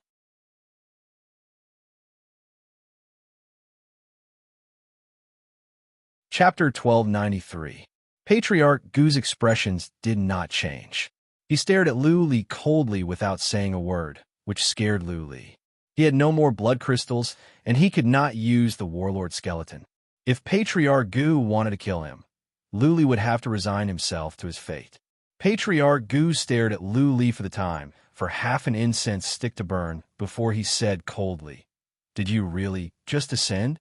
Why did you kill prefecture warriors?" Luli nodded. "Yes. Before I ascended, I offended several immortals. After I ascended, one of them happened to find out where I was. She colluded with a prefecture warrior to kill me. I had no choice but to kill the prefecture warrior and run away." Patriarch Gu nodded and asked another question. "Then why did you kill Ling Faidu?" Luli put on a bitter expression. How could Patriarch Gu find out about this? Luli thought about it and said, "Patriarch Lu Shi'er and Holy Princess both know about this. They tried to kill me several times in the tomb of King Luna. I had no choice but to kill them. Later, I joined the Chamber of Relics. Patriarch Gu, you should know why. Only by joining the Chamber of Relics can the Cabinet of Cloud not kill me in broad daylight." You sure have a good plan?" Patriarch Gu snorted. Then he said, "The incident at the Brown Blood Mountain must have been arranged by Ling Wanjian, right? It is a pity that I have no proof. Otherwise, even Ling Wanjian would have to die." Luli didn't dare to answer. He just stood there quietly, waiting for Patriarch Gu's punishment. He knew the situation was dangerous. One wrong word, and he could be killed or expelled from the Chamber of Relics. Patriarch Gu said nothing again. Luli was unsettled. After the time for one incense stick to burn, Patriarch Gu finally asked, "Given your current abilities, will you be able to kill an immortal on the list?" Luli did not know how to answer Patriarch Gu's sudden question. After a moment of hesitation, Luli made up his mind and said, "Usually it is okay. I killed Ling Faidu, and I destroyed that pupilless monkey's arm. But if it were not for your timely help, I would not have been a match for him. I would have been killed." Patriarch Gu was expressionless. Luli could not tell if he was happy or angry. Luli stood there, trembling. After a moment, Patriarch Gu asked again, "If you were given another chance, would you kill Ling Faidu again?" When Patriarch Gu said this, a glint of killing intent rose in his eyes. Invisible energy spread out. Luli's body tensed up. He knew that this was a crucial moment. If he answered this question incorrectly, he would most likely be killed with a single slap. His mind was frantically working, trying to understand why Elder Gu would ask this question. Could it be that he had some kind of relationship with High Heaven Pavilion? Or was Patriarch Gu trying to see if Luli was? After thinking about it, Luli finally clenched his teeth and said, "That's just how I am. I don't usually cause trouble, but if someone tries to kill me, I will fight back. If I were to be again and Ling Faidu again, he would kill him." Lulu Ligu and said, "Not." With that said, Luli relaxed. He closed his eyes and cleared his mind. If Patriarch Gu wanted to kill him, Luli would accept it. Elder Gu didn't make a move, but his killing intent was still very strong. Time slowly passed. After a while, Elder Gu said coldly, "If I sent you to kill someone now, would you have the guts to do it?" Luli was surprised. Patriarch Gu, who do you want me to kill? Patriarch Gu answered with a straight face, Jiang Ruodin. Who is Jiang Ruodin? Luli frowned. Then he understood and asked, Lady Dan? Patriarch Gu nodded. Luli's mouth twitched. He felt a headache coming on. What was wrong with Patriarch Gu? How could he send Luli to kill Lady Dan? Luli thought for a while. Then he made up his mind and said, Lady Dan and I have some history, but she did not want to kill me. So, I cannot kill her. If you don't kill her, I will kill you. Patriarch Gu's hand glowed in a dark light. He said with killing intent, I will give you one chance. Kill her or die. Lunatic, Luli shouted to himself. He looked at Patriarch Gu with bloodshot eyes and said, Patriarch Gu, please grant me death. Aren't you supposed to be very courageous? You even killed Ling Faidu. Why don't you kill Jiang Ruodin? Patriarch Gu did not take action. This is not a matter of courage. Luli shook his head. I am a man who has a clear conscience. If she is my enemy or an unpardonable villain, I will kill even the masters of the 72 sects as long as I have the ability. Lady Dan and I do not have any deep hatred. I cannot do it. Masters of the 72 sects? How arrogant. Patriarch Gu sneered. After a pause, he said, Then do you have the guts to kill the future master of the Palace of Evil Spirit? I can guarantee that this man is unpardonable. He bullies the weak, rapes and kills young girls. He has done many evil things that cannot be tolerated in heaven and earth. Luli didn't understand Patriarch Gu's purpose today. Luli thought about it and said, If I have the ability and I can survive, and if I am sure that this man is wicked beyond redemption, I will kill him. Good. Patriarch Gu stood up. Luli, I will give you two options. First, I will report you to the chief.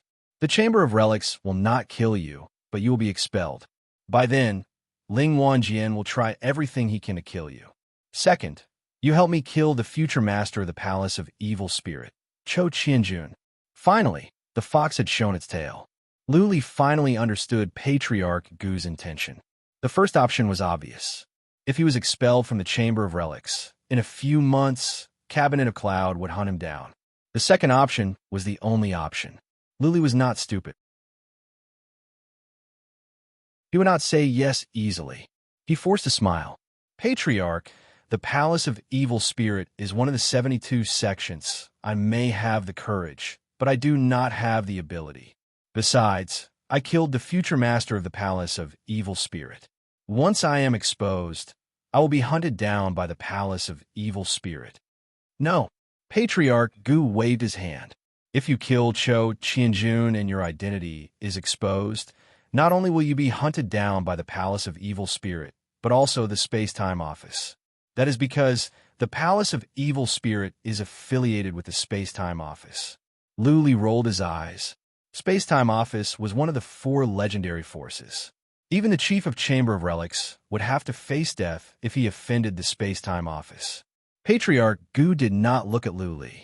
He asked in sorrow, Do you know who is buried in the grave in my backyard? Luli nodded, but did not answer. Patriarch Gu was even more sorrowful. In that new grave are the blood clothes of my son, daughter-in-law, and granddaughter. It is a cenotaph. My son, daughter-in-law, and granddaughter were killed by Cho Qianjun because he was interested in my granddaughter. What? Luli was taken aback. If Cho Qianjun has done such evil deeds, why didn't you report to the craftsman's sect and ask for justice? There is no proof.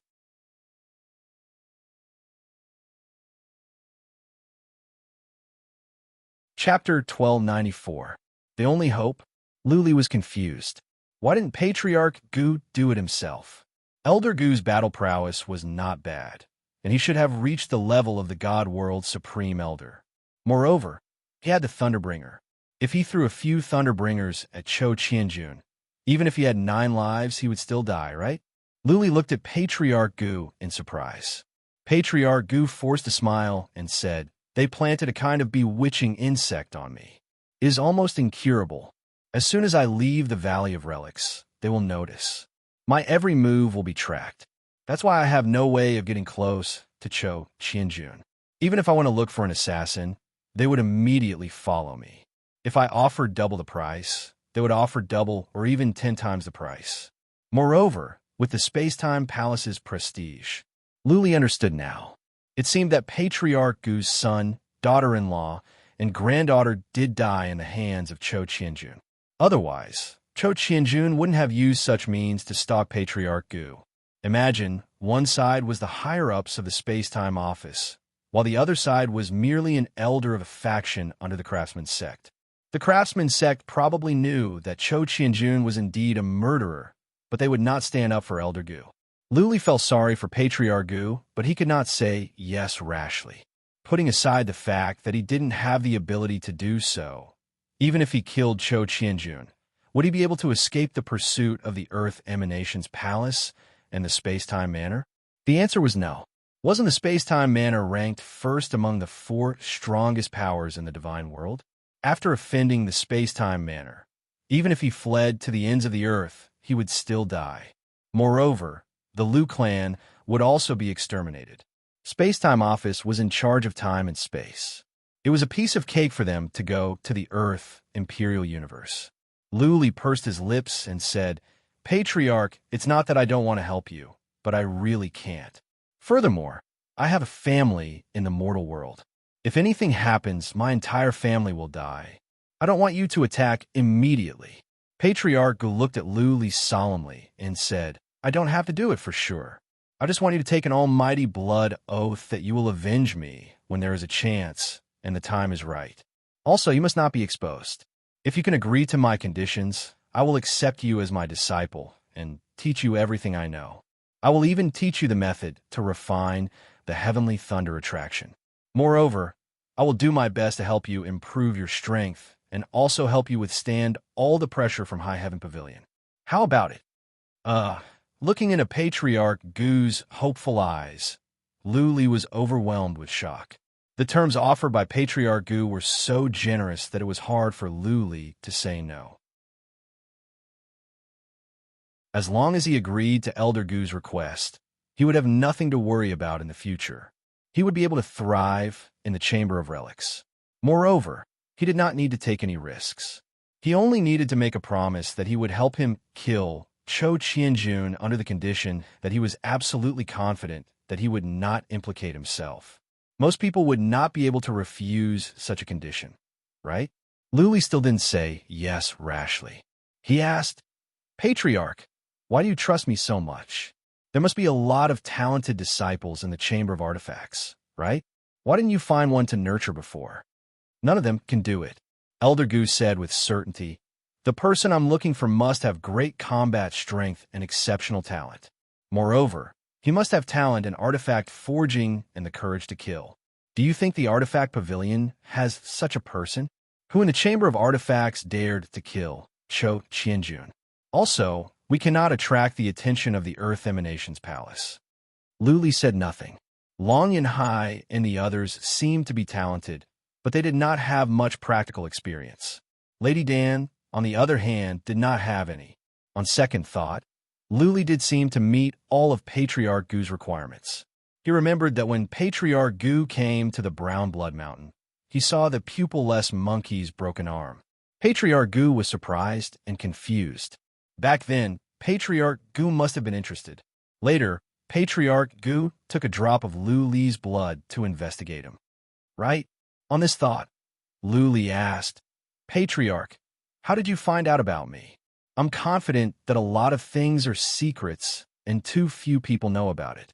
Don't you know there is a cabinet of mystery among the 4 legendary forces?" Patriarch Gu asked in surprise. Luli nodded in confusion and said, "I know. Doesn't the Cabinet of Mystery release the list?" "You have underestimated Cabinet of Mystery." Patriarch Gu shook his head. Cabinet of Mystery has the word mystery in its name.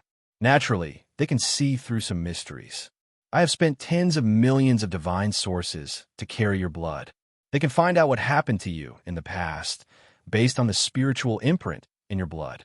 But don't worry, Cabinet of Mystery will keep this confidential. They can only find out what happened in the past 10 years, not the memories before that. That is impressive, Luli exclaimed to himself. Cabinet of Mystery had such means? Luli thought about it and nodded. Patriarch, I can promise you that as long as I have the ability and the time is right, I will help you kill Cho Qianjun. I can take an almighty oath as well. Okay. Elder Gu's face was filled with excitement. He nodded heavily and said, That's all I need. Swear an over-God blood oath. I'll immediately accept you as my direct disciple and help you increase your battle prowess. No. Luli waved his hand and shook his head with determination. Patriarch, you cannot take me in as your protege. You should take Qian Huanhan as your protege. Why? Patriarch Gu frowned. He could not figure it out.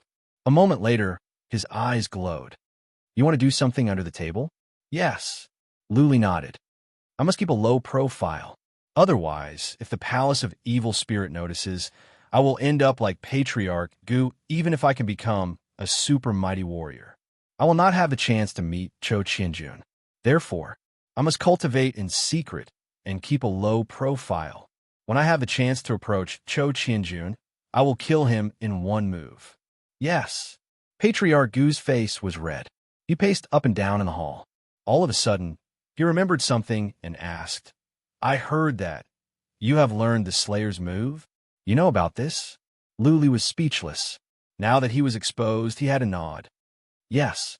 By chance, I learned the Slayer's move. But I have not made any progress since I came to the divinity. Take it easy. You are still young. Elder Gu was getting more and more excited. The Slayer's intent is one of the divine world's 10 great intents. As long as you focus on cultivating it, there will come a day when you become the second Slayer, a supreme being of the divine world. One day, you will become one of the patriarchs of the craftsman's sect. Even if you kill Cho Qianjun in public, the space-time office will not trouble you. Supreme warrior in the divinity. Li's eyes glowed. He was excited. One day, he would be able to travel across the divinity and all his problems would be solved. All right, swear the chief god's blood oath. Patriarch Gu waved his hand. Luli swore solemnly. Patriarch Gu sat down on the main seat with a straight face. Looking at Li with dignity, he said, Li, kneel and kowtow 3 times. Then you'll be my private student. I will teach you everything I have learned. Luli did not hesitate. Patriarch Gu was a strange man, but at the end of the day, he was a poor old man. When Luli became Patriarch Gu's private student, Patriarch Gu would treat Li as his own son and try his best to help Li improve his abilities and learn to forge artifacts. Li knelt and kowtowed solemnly. He did not have the habit of kneeling, but he should kneel to heaven, earth, his parents and teachers. Greetings, Master.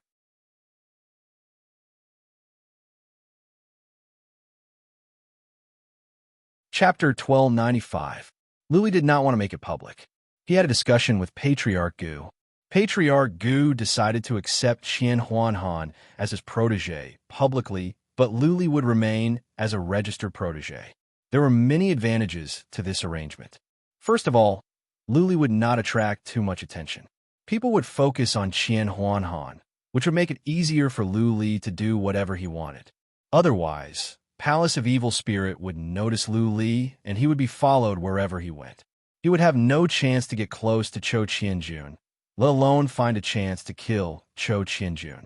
Second, Patriarch Gu would teach Luli about forging artifacts. Luli had the collection of books from Tianlingzi. Unless Luli was an idiot, he would be much better at forging artifacts. Forging artifacts would consume a lot of materials, right? Luli would have to hand in the relics he made. He could not hide them all the time. That would arouse the suspicion of the Chamber of Relics. Therefore, someone had to cover for Luli, and that person was Qian Huanhan. Now that Qian Huanhan was Patriarch Gu's protege, it would be more convenient for Luli. Of course, Luli wanted to help Qian Huanhan as well. As a protege, Patriarch Gu would teach Qian Huanhan how to forge artifacts, which was a good thing for Qian Huanhan. Luli had too many enemies, including God of Wings, Yin Tiangang, Cabinet of Cloud, and Lady Dan, Long Yin Hai. Therefore, Luli must keep a low profile and let the world forget about him. He had to study forging artifacts and improve his abilities. When he was strong enough, nobody would be able to do anything to him. After Patriarch Gu accepted Lu Li as his protege, he became friendlier to Lu Li. He thought about it and said, "You already have a supreme relic armor. I will not give you another one. What kind of weapons are you used to?" Ah, Lu Li was surprised. Then he said in embarrassment, "Master, I don't think that is necessary. I have a weapon. You are a man. Why are you being so hesitant?" Elder Gu's face darkened. "I don't have anything else, but do I lack god artifacts? I am an expert craftsman. This is my gift to you. Tell me, what kind of weapon do you like to use?" Lu Li said, "Saber, the best saber." "Yes." Elder Gu's ring lit up, and a domineering silver-long saber appeared in his hand. The saber was 1 zhang long and narrow, growing in size from the hilt to the tip. Beautiful patterns could be seen on the surface of the saber, and tens of divine dragons could be vaguely seen swimming within. Without even testing it, one could tell that this saber was extraordinary. Elder Gu caressed the saber fondly and said, "This is a supreme divine artifact that I refined 3,000 years ago. It's called Demon Slayer, and it's my masterpiece. I've never been willing to sell it, but I'll give it to you today." This saber could increase one's battle prowess by 50%, and there was a glass dragon sealed within it that could release cold air. When attacking an enemy, the cold air would seep in and freeze the enemy. Even if you can't freeze them, the enemy's speed will be greatly reduced. Today, I will bestow it to you. I hope you won't disgrace it." Lu Li took over the saber solemnly. Then he bowed and said with determination, "Master, don't worry. I will not bring disgrace to the Demon Slayer. In the future, I will use it to cut off Cho Qianjuan's head and avenge my brothers." "All right, good." Patriarch Gu smiled. There were tears in his eyes, as if he could see the day when Lu Li killed Cho Qianjun. A moment later, Patriarch Gu took out 5 oval balls and gave them to Lu Li. "This is a unique artifact that I made, Lightning Trigger. These 5 are for you to protect yourself. Lightning Trigger is very powerful. Even super mighty warriors in the divinity will be blasted to death if they don't dodge. So, unless absolutely necessary, you must not use it, let alone on disciples of the Chamber of Relics." Lu Li took it over and nodded. Patriarch Gu remembered the test and said, "Just now, I asked you to kill Ruiden to test you. Ruiden is the chief's granddaughter, and she is a rare talent in forging artifacts in the Chamber of Relics. As a matter of fact, she is not a bad person. She's just a spoiled child. You must tolerate her. Chief has done me a great favor. You must not get into conflict with Ruiden, and you must not lay a finger on her. Do you understand?" Chief's granddaughter. Lu Li understood now. No wonder Lady Dan was so bossy. Not only was she the chief's granddaughter, but she was also a genius in forging artifacts. Everyone in the Chamber of Relics treated her as a treasure. Naturally, she would be spoiled and become arrogant. Lu Li remembered Long Yunhai and asked, "Master, what is the background of Brother Yunhai and Brother Yunshan?" "That is the grandson of Long Shiwasha, the patriarch of the Chamber of Relics. Patriarch Long is the most powerful warrior in the Chamber of Relics and a master craftsman. He ranks over 300 on the list. He is likely to become a supreme warrior in the divinity." Patriarch Gu explained and then asked, "Do you have any conflicts with them? If there is, I'll help you pass on a message and ask them not to cause you trouble. You don't have to go out of your way to do that." Lu Li shook his head. "Master, from now on, just treat me as a registered disciple. Otherwise, I will attract the attention of some people in the Chamber of Relics. It will be troublesome if the news gets out." Yes. Patriarch Gu thought about it and said, "How about this? Later, I will organize an apprenticeship ceremony and invite some patriarchs over to take that fool, Qianhuan, as a private student. In the future, with him as your shield, nobody will trouble you." "Master, you are so wise." Lu Li let out a sigh of relief. Patriarch Gu was finally enlightened. Lu Li's original intention was to put Qian Huanhan on the pedestal. With Qian Huanhan's protection, Nobody would trouble Lu Li. Lu Li could cultivate and forge artifacts in a low-key manner and take his time. Time is of the essence. I will go and talk to Qian Huanhan now. Patriarch Gu was a resolute man. He took out some books and handed them to Lu Li. These are some of my understanding of forging artifacts over the years. Take a good look at them. Later, I will give you detailed instructions on how to forge artifacts. Also, I cannot help you much with cultivation. I have been cultivating for so many years, and I am only a mighty warrior in the divinity. I do not have much talent in cultivation, but I can tell you one thing. Forging artifacts and cultivation are interconnected. Almost all the craftsmen in the Chamber of Relics and Craftsman's sect can become mighty warriors in the divinity.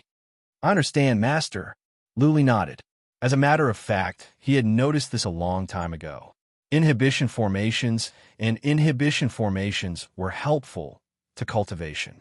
Patriarch Gu's words had proved this point. Patriarch Gu nodded and teleported Lu Li out. When Lu Li returned to his room, Patriarch Gu told Qian Huanhan to come over. Qian Huanhan walked to the backyard, trembling. This time, he had learned his lesson. He did not look around. He bowed to Patriarch Gu and said, "Patriarch, did you ask for me?" Patriarch Gu did not look up. After the time for half an incense stick to burn, he asked, "Qian Huanhan, have you been secretly learning how to forge artifacts?" Qian Huanhan was taken aback. He stammered, "Patriarch, I did not. No, I... Patriarch Gu pulled a long face. He slapped Qian Huanhan and said angrily, "In 3 days, I will gather all the patriarchs and accept you as my protege. Be prepared. If something goes wrong, I will slap you to death. Do you understand?" "What?" Qian Huanhan blinked in confusion. He thought he had heard it wrong. It took him a while to come back to his senses. His eyes were filled with fear. He said, trembling, "Patriarch, don't do this. What did I do wrong? Tell me, and I will change. I am scared." Bang.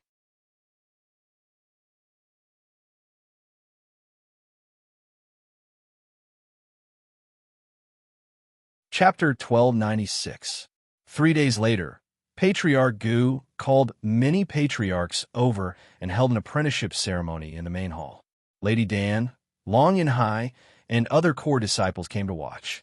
Soon, the news spread. The Valley of Relics was stirred. Patriarchs did not accept apprentices easily. Most of the patriarchs were skilled craftsmen, and they were careful when accepting apprentices. There were over 10,000 disciples in the Chamber of Relics, but only over 100 core disciples. Half of them were accepted by the patriarchs. Qian Huanhan was accepted as a core disciple by Patriarch Gu. He was promoted from a registered disciple to a core disciple. His status was higher than many core disciples. Patriarch Gu was a master craftsman who was very close to becoming a master craftsman. Most importantly, Patriarch Gu was the only one in the entire Chamber of Relics who knew about Thunder Trigger.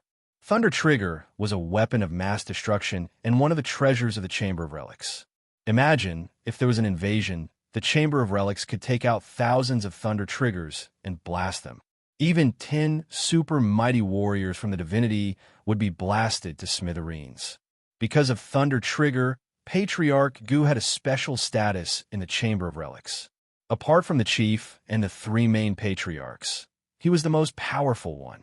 As Patriarch Gu's core disciple, Qian Huanhan's status was elevated. He was the only disciple that could learn how to make Thunder Trigger. The Chamber of Relics would value him highly. From now on, he could do whatever he wanted in the Chamber of Relics. Outside the Chamber of Relics, he would be respected. Even the core disciples of the 72 sects would show him respect. In other words, Qian Huanhan had a meteoric rise.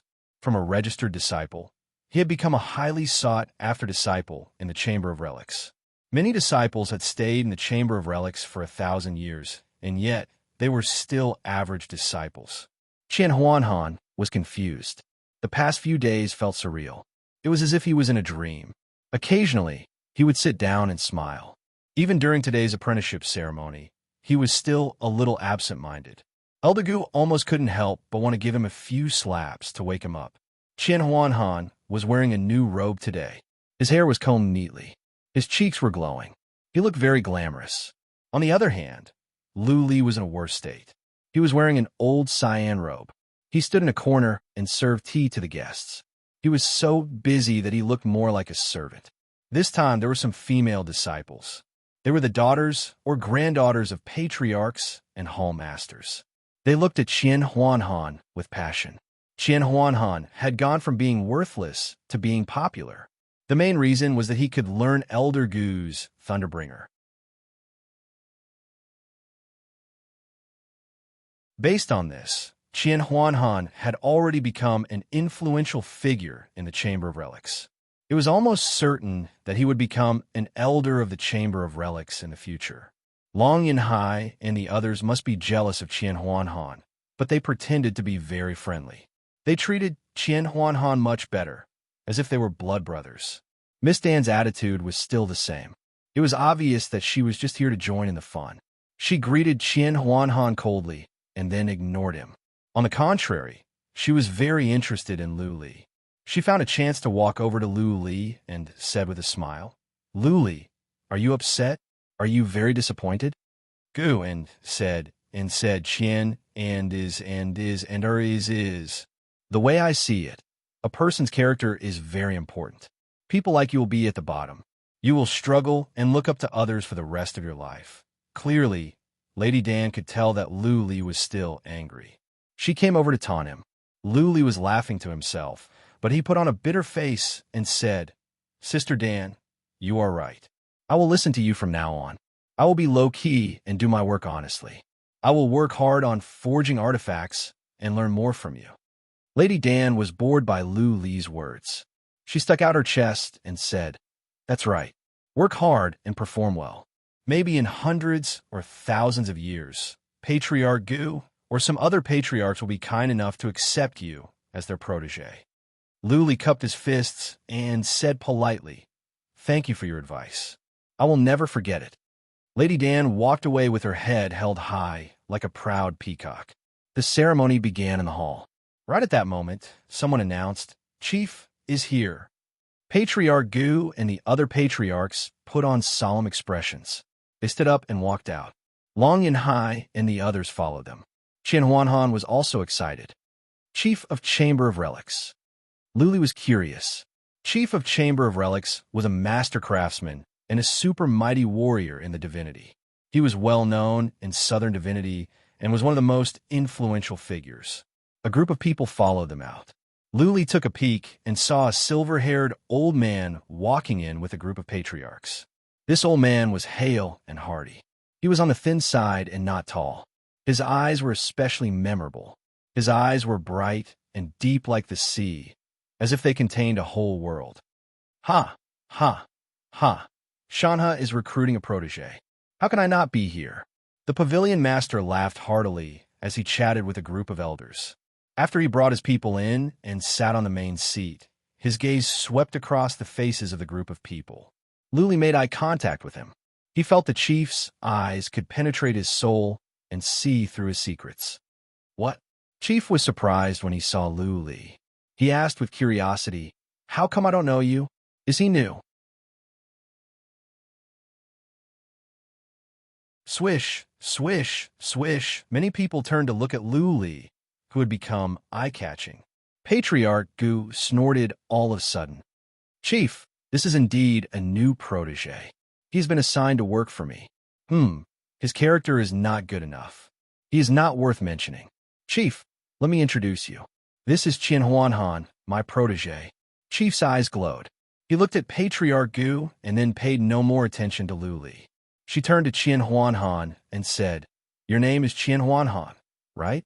It is your good fortune to be valued by Shanha. From now on, you must learn to forge artifacts, honor your master, and strive for greater progress." Qian Huanhan bowed excitedly and said, "Yes, Pavilion Master. I won't let you and my master down."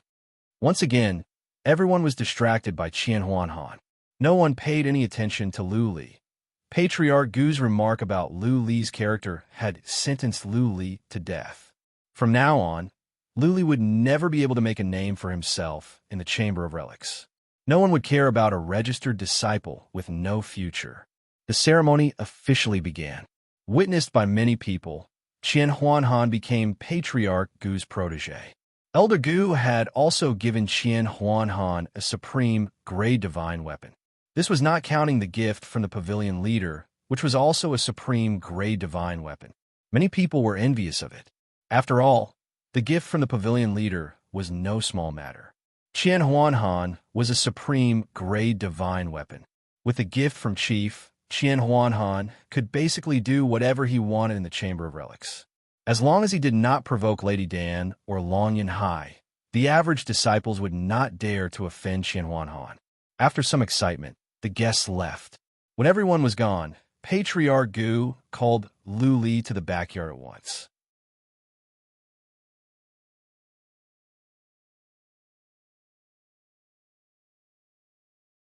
Chapter 1297.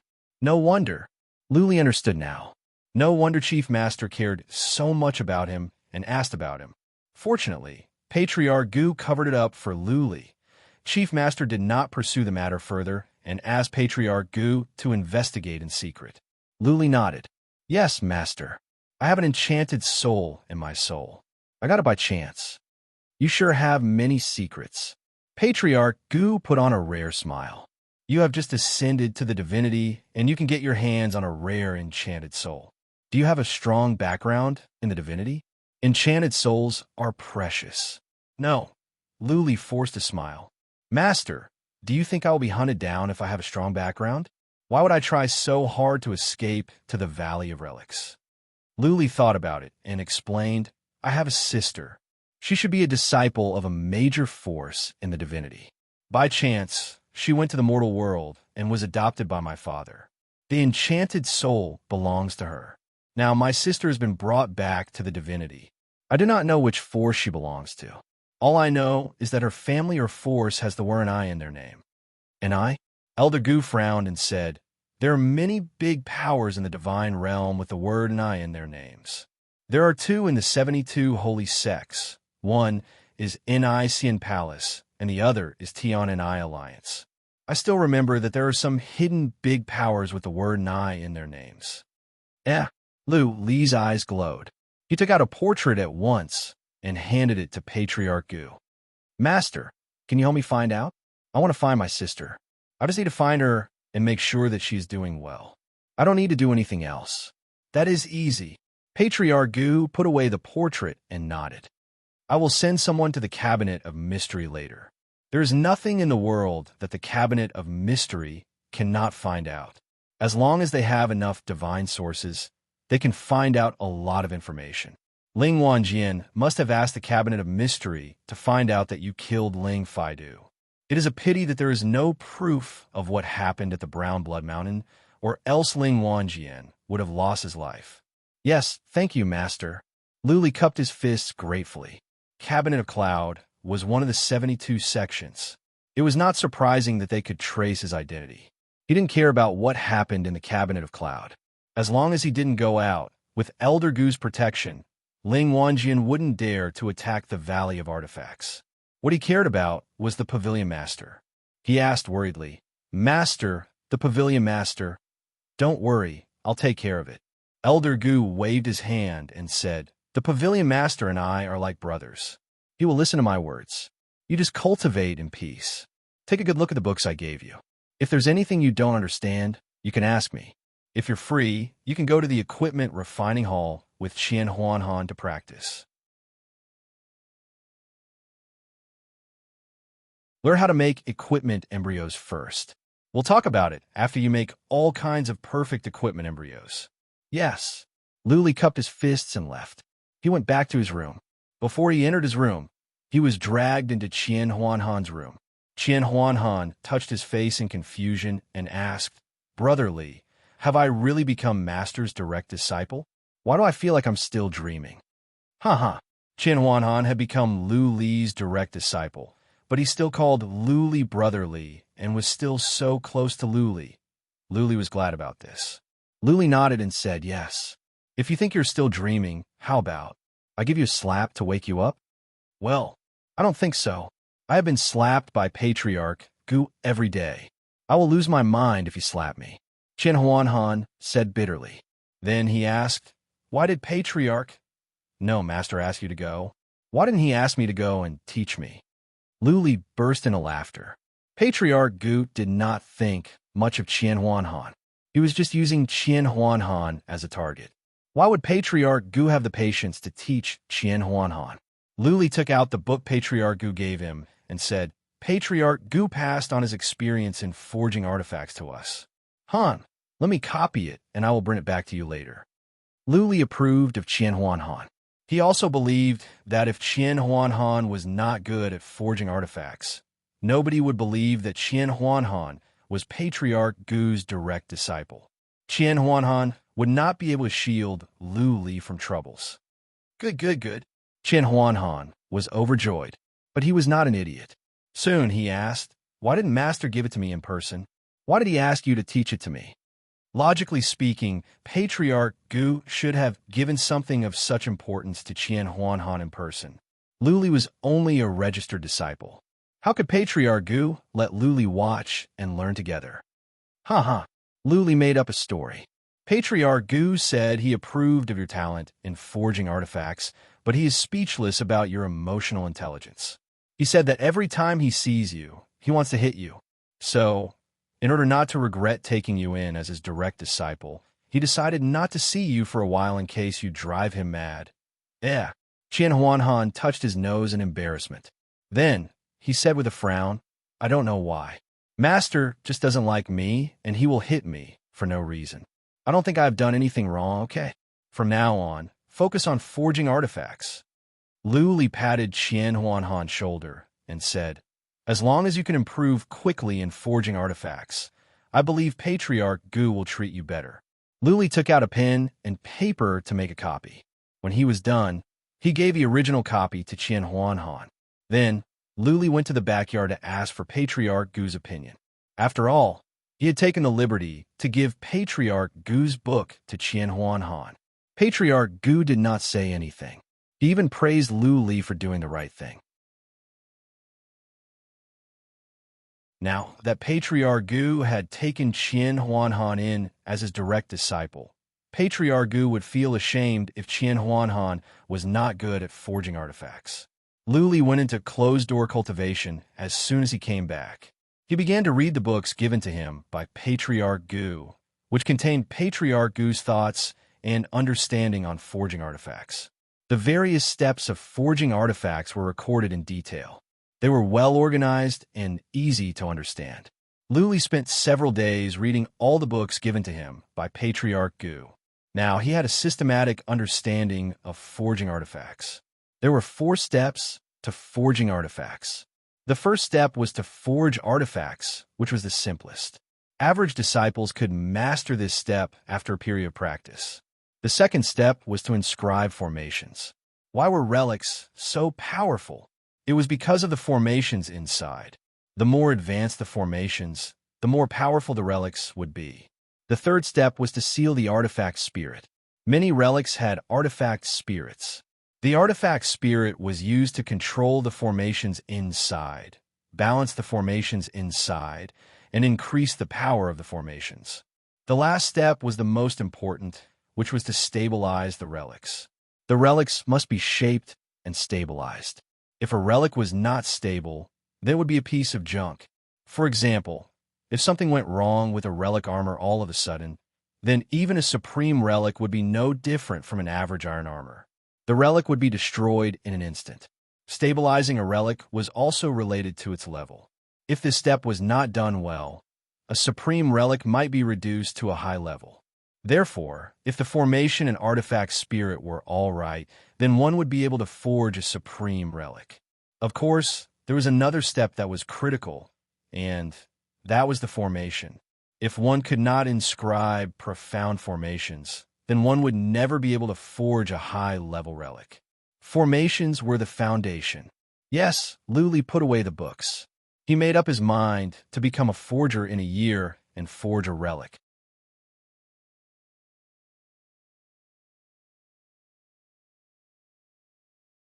Chapter 1298. In the next few days, the artifact pavilion was peaceful, but there were some small waves in the south of the divine realm. Something happened to the High Cloud Pavilion. Several of High Heaven Pavilion's branches were attacked in secret, and these branches were completely annihilated. Not a single person was left alive, nor did they leave behind any evidence. Every branch had hundreds of disciples and countless experts, but they were all slaughtered in a single night. There was no way to fight back. The enemy didn't leave behind any corpses or evidence. There wasn't even a trace. For 3 days in a row, before the High Heaven Pavilion could even react, all the disciples of the 7 branches were silenced. Although the High Heaven Pavilion did not suffer a great loss, it still suffered a great loss. On the 4th day, one of the divine ingredients bases that the High Heaven Pavilion occupied was attacked. Not only were the disciples there killed, but all the divine ingredients inside were stolen. What's more, the base was completely destroyed. The Lord of High Heaven Pavilion flew into a rage and mobilized all of his experts to find the real culprit. At the same time, they offered a huge reward to investigate the culprit and mobilized several allied forces to track down the enemy. After tracking for half a month, he didn't get many clues. He could only guess that it was an assassin organization, a very powerful assassin organization in the divinity realm, the Hidden Killer's Hall. The Hidden Death Clan was very famous in the divinity. It was even more powerful than the 72 divinity clans and ranked second among the assassin organizations. Just like the pupil-less monkeys, they specialized in assassinations. Apart from the 4 super forces, as long as there was a divine source, any force would dare to attack.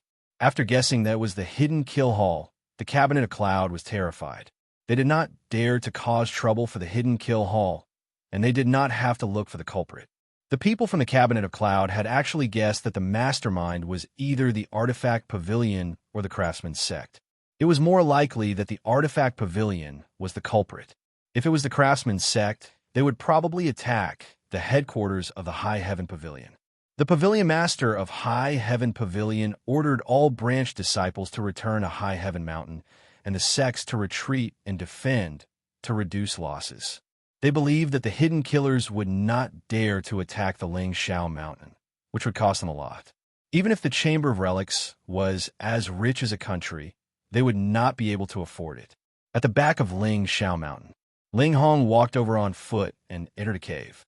This cave was a completely different world. It had been modified into a super luxurious palace. Ling Hong entered the palace, and inside sat a dignified old man. The old man's aura was not powerful, but the space around him began to fluctuate and distort as if it was burning. Furthermore, there were flames leaping in the old man's eyes, which made him feel extremely strange. "Father!" Ling Hong walked in and bowed. The elder held a teapot in his hand and stared at the teapot without looking at Ling Hong. He asked calmly, "How's the situation?" "It's been pretty stable lately. The Hidden Killer's Hall hasn't done anything else," Ling Hong reported. "This time, the Chamber of Relics just wants to take revenge on us. After all, they don't have any evidence. The Craftsman's sect won't support them. After all, the Ling Shao Pavilion has a good relationship with the Hall of Life and Death. I'm guessing that the Divine Artifact Pavilion will give up. Many of us died this time, and they must have used up a lot of divine roots, right?" Ling Wanjin's expressions did not change. After a moment of silence, he said, "Last time, we asked the pupil-less monkeys to help us, but we did not have a good plan. We spent so many divine sources, and yet we failed to kill Lu Li. Do you have any good ideas?" Ling Hong was upset. He sighed. "I have alerted Lu Li last time. I don't think he will leave the Valley of Relics easily. For now, I don't have a good idea. Think of something." Ling Wanjin suddenly looked up.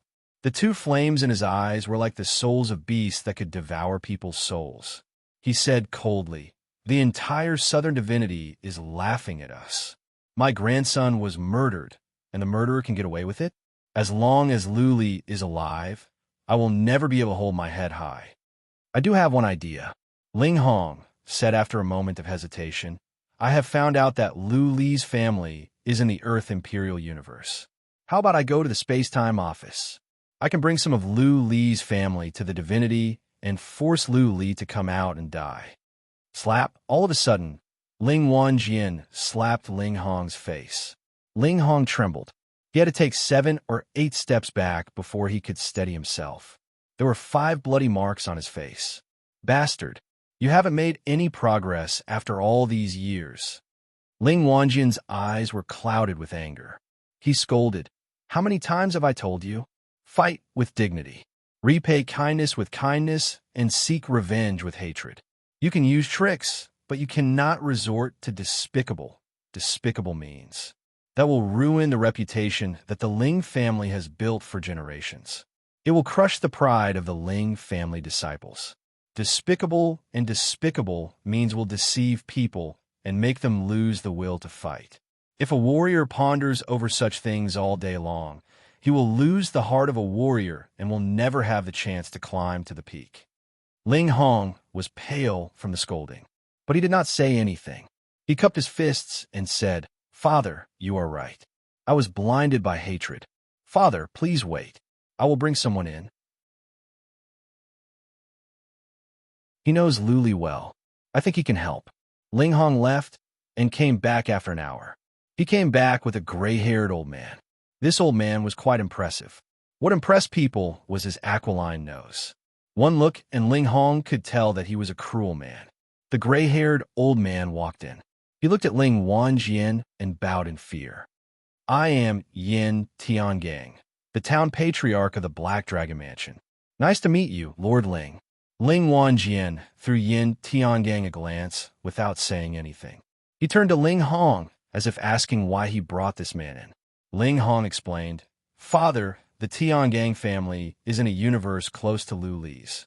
His family was wiped out by Lu Li. He knows Lu Li well. I think he has a way to deal with Lu Li. Yin Tiangang bowed again. Ling Wanjian nodded. Yin Tiangang, do you understand the situation? Do you have a way to kill Lu Li? Yin Tiangang nodded. Brother Ling Hong has told me the situation. I have thought about it. If we cannot go to the Earth Imperial Universe to capture Lu Li's family, there's only one way. That is to set up a trap so that Lu Li will have to come to his death. Ling Wanjian raised his eyebrows. Tell me about it. Yin Tiangang thought about it and said, in a year and a half, it will be the craftsman's sex competition of craftsmen. By then, all the talented craftsmen in the divinity will gather at the city of craftsmen. If Lu Li goes there, we can find a chance to kill him. Ling Wanjian snorted and said indifferently, I thought you have a good idea. The participants of the competition of craftsmen are all talents. Lu Li has just joined the Chamber of Relics. He may not even be qualified to go. Even if he can find a chance to go, he will be led by powerful warriors of the Chamber of Relics. How can he do it? Do you want to do it at the City of Craftsmen? Are you going to kill him? Yin Tiangang did not mind Ling Wanjian's sneer. He cupped his fists and said, Lord Ling, that is why I said we need to set up a trap. We set up this trap so that Lu Li will have to go to the competition of craftsmen and leave the City of Craftsmen quietly. As soon as he leaves the City of Craftsmen, we will let him die without a burial place. When Yin Tiangang said this, he was confident. Coldness filled his eyes. He was like a beast baring its fangs. Okay.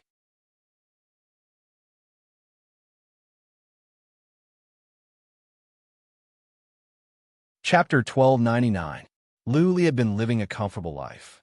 He did not know that Yin Tiangang, Ling Wanjian, and Ling Hong were on the same side and were plotting to kill him. Lu Li had been reading books to cultivate divine energy. He did not try to make prototypes. Sharpening the knife would not delay the cutting of firewood. Without a solid foundation, he would only make some junk if he tried to forge artifacts. Patriarch Gu had sent someone to find out about Lu Ling for him, which made Lu Li excited. It was said that there was nothing that Cabinet of Mystery could not find out. But Lu Li had his doubts. If Cabinet of Mystery could find out everything, why didn't they find out where the nest of the pupil-less monkeys was? Why didn't they find evidence that Ling Wanjian hired the pupil-less monkeys? Lu Li could not ask Patriarch Gu about these things. He only hoped that Cabinet of Mystery was as good as Patriarch Gu said, and that they could find Lu Ling. Qianhuanhan also understood that sharpening the knife would not delay the cutting of firewood. He read the books Patriarch Gu gave him several times and asked Patriarch Gu if there was something he did not understand. It seemed that Qianhuanhan was really interested in forging artifacts, to the point of obsession.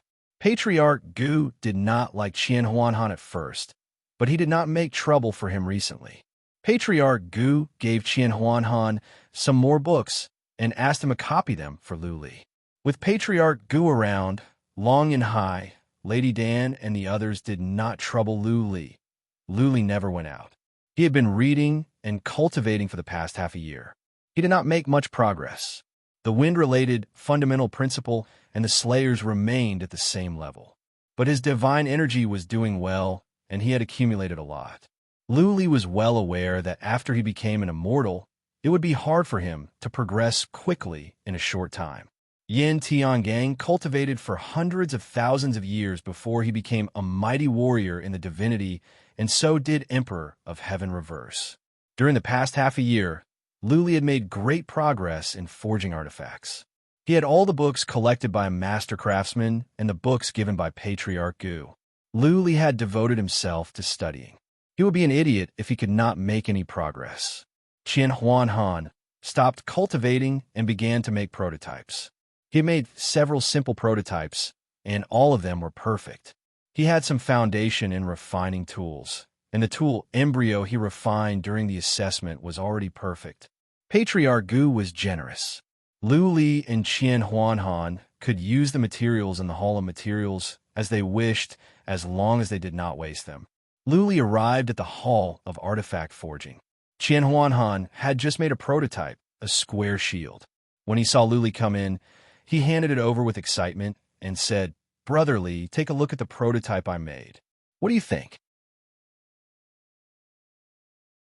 Lu Li took it over and took a look. The prototype was as smooth as a mirror, very beautiful. He nodded and said, "Not bad. Xiao Han is talented in forging artifacts." Qianhuanhan beamed with joy and asked, "Brother Li, are you going to forge weapons too?" Lu Li nodded, cupped his fists, and said, "I have asked the Patriarch, and he agreed that I could try to forge artifacts on my own." Hee hee. Qianhuanhan grinned and said, "Master is so nice to you. I guess he will take you as his disciple soon." Lu Li did not say anything. He took out the materials he got from the Hall of Materials, turned on a small stove, and began to forge artifacts. Qianhuanhan had nothing to do, so he watched. Lu Li had only forged artifacts once during the assessment. It was inevitable that he would be flustered. Qianhuanhan guided Lu Li enthusiastically. The first time Lu Li forged an artifact, it was not a good result. Lu Li made a useless one. Qianhuanhan comforted Lu Li, but Lu Li was not discouraged. He went on. The second time, he made a prototype of a saber, and soon, it was refined to a perfect state. "Wow, Brother Li, isn't your refining technique improving too quickly?" For the third time, Lu Li's skills became more refined. He did not look like a newbie at all. He controlled the stove skillfully, poured out divine energy, and threw in crystals and materials. His skills were experienced, and his timing was precise. Qianhuanhan was dumbfounded. If it were not for the fact that he trusted Lu Li, Qianhuanhan would have thought that Lu Li was putting on an act when he was forging artifacts for the first time. Otherwise, how could a person improve so fast? Good. As a matter of fact, Patriarch Gu had been observing. He was the one who built the inhibition formations in the yard. He knew the yard like the back of his hand. Lu Li was not complacent. He had been reading books on forging artifacts for a long time. His theoretical knowledge was sufficient. What he lacked was practical experience. Naturally, after some practice, he was making rapid progress. Lu Li went on. This time, he chose a prototype of a bow, which was more difficult. Not being able to make a perfect prototype did not mean that he had passed the test. To be able to make prototypes skillfully, one could learn more experience and skills in the process. Practice makes perfect. Qianhuanhan watched for a while. Unwilling to admit defeat, he went to the other side and chose to make a prototype of a bow as well. He had never made such a prototype before. He thought that since his foundation was better than Lu Li's, he should be able to do it faster. The first time, Lu Li failed, but Qian Huanhan succeeded. That being said, the product did not look good. They tried again. For the second time, Lu Li failed again, while Qian Huanhan succeeded.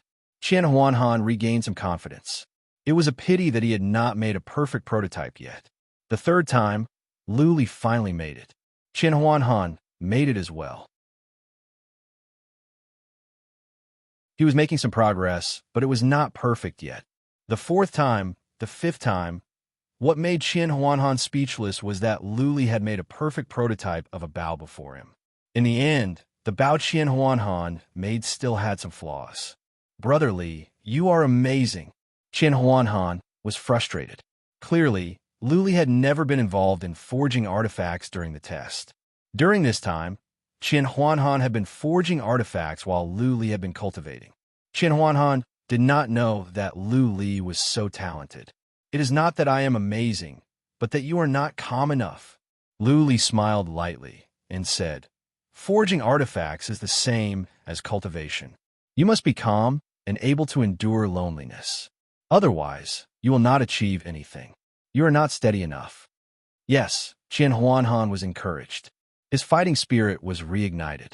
He no longer paid attention to Lu Li. Previously, he had been stealing glances at Lu Li from time to time.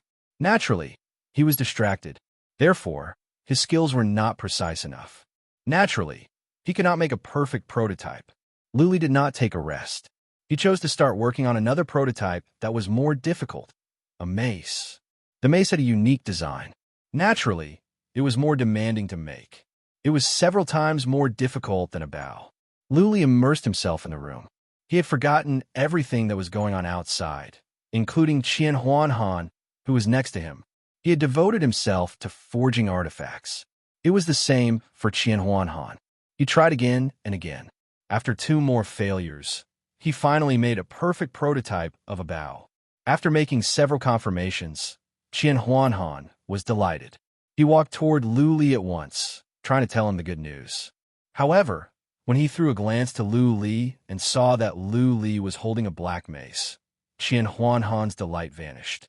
Qian Huanhan used psychic power to check the mace in Lu Li's hand. Then, he cried, "Brother Li, are you even human? How can you make a perfect prototype of a mace in such a short time?" Rustle, rustle, rustle. At that moment, they heard some footsteps outside. Patriarch Gu came in with 2 pieces of paper. Handing them to Lu Li and Qian Huanhan, Patriarch Gu said, "Make this in 3 days. I want a perfect prototype."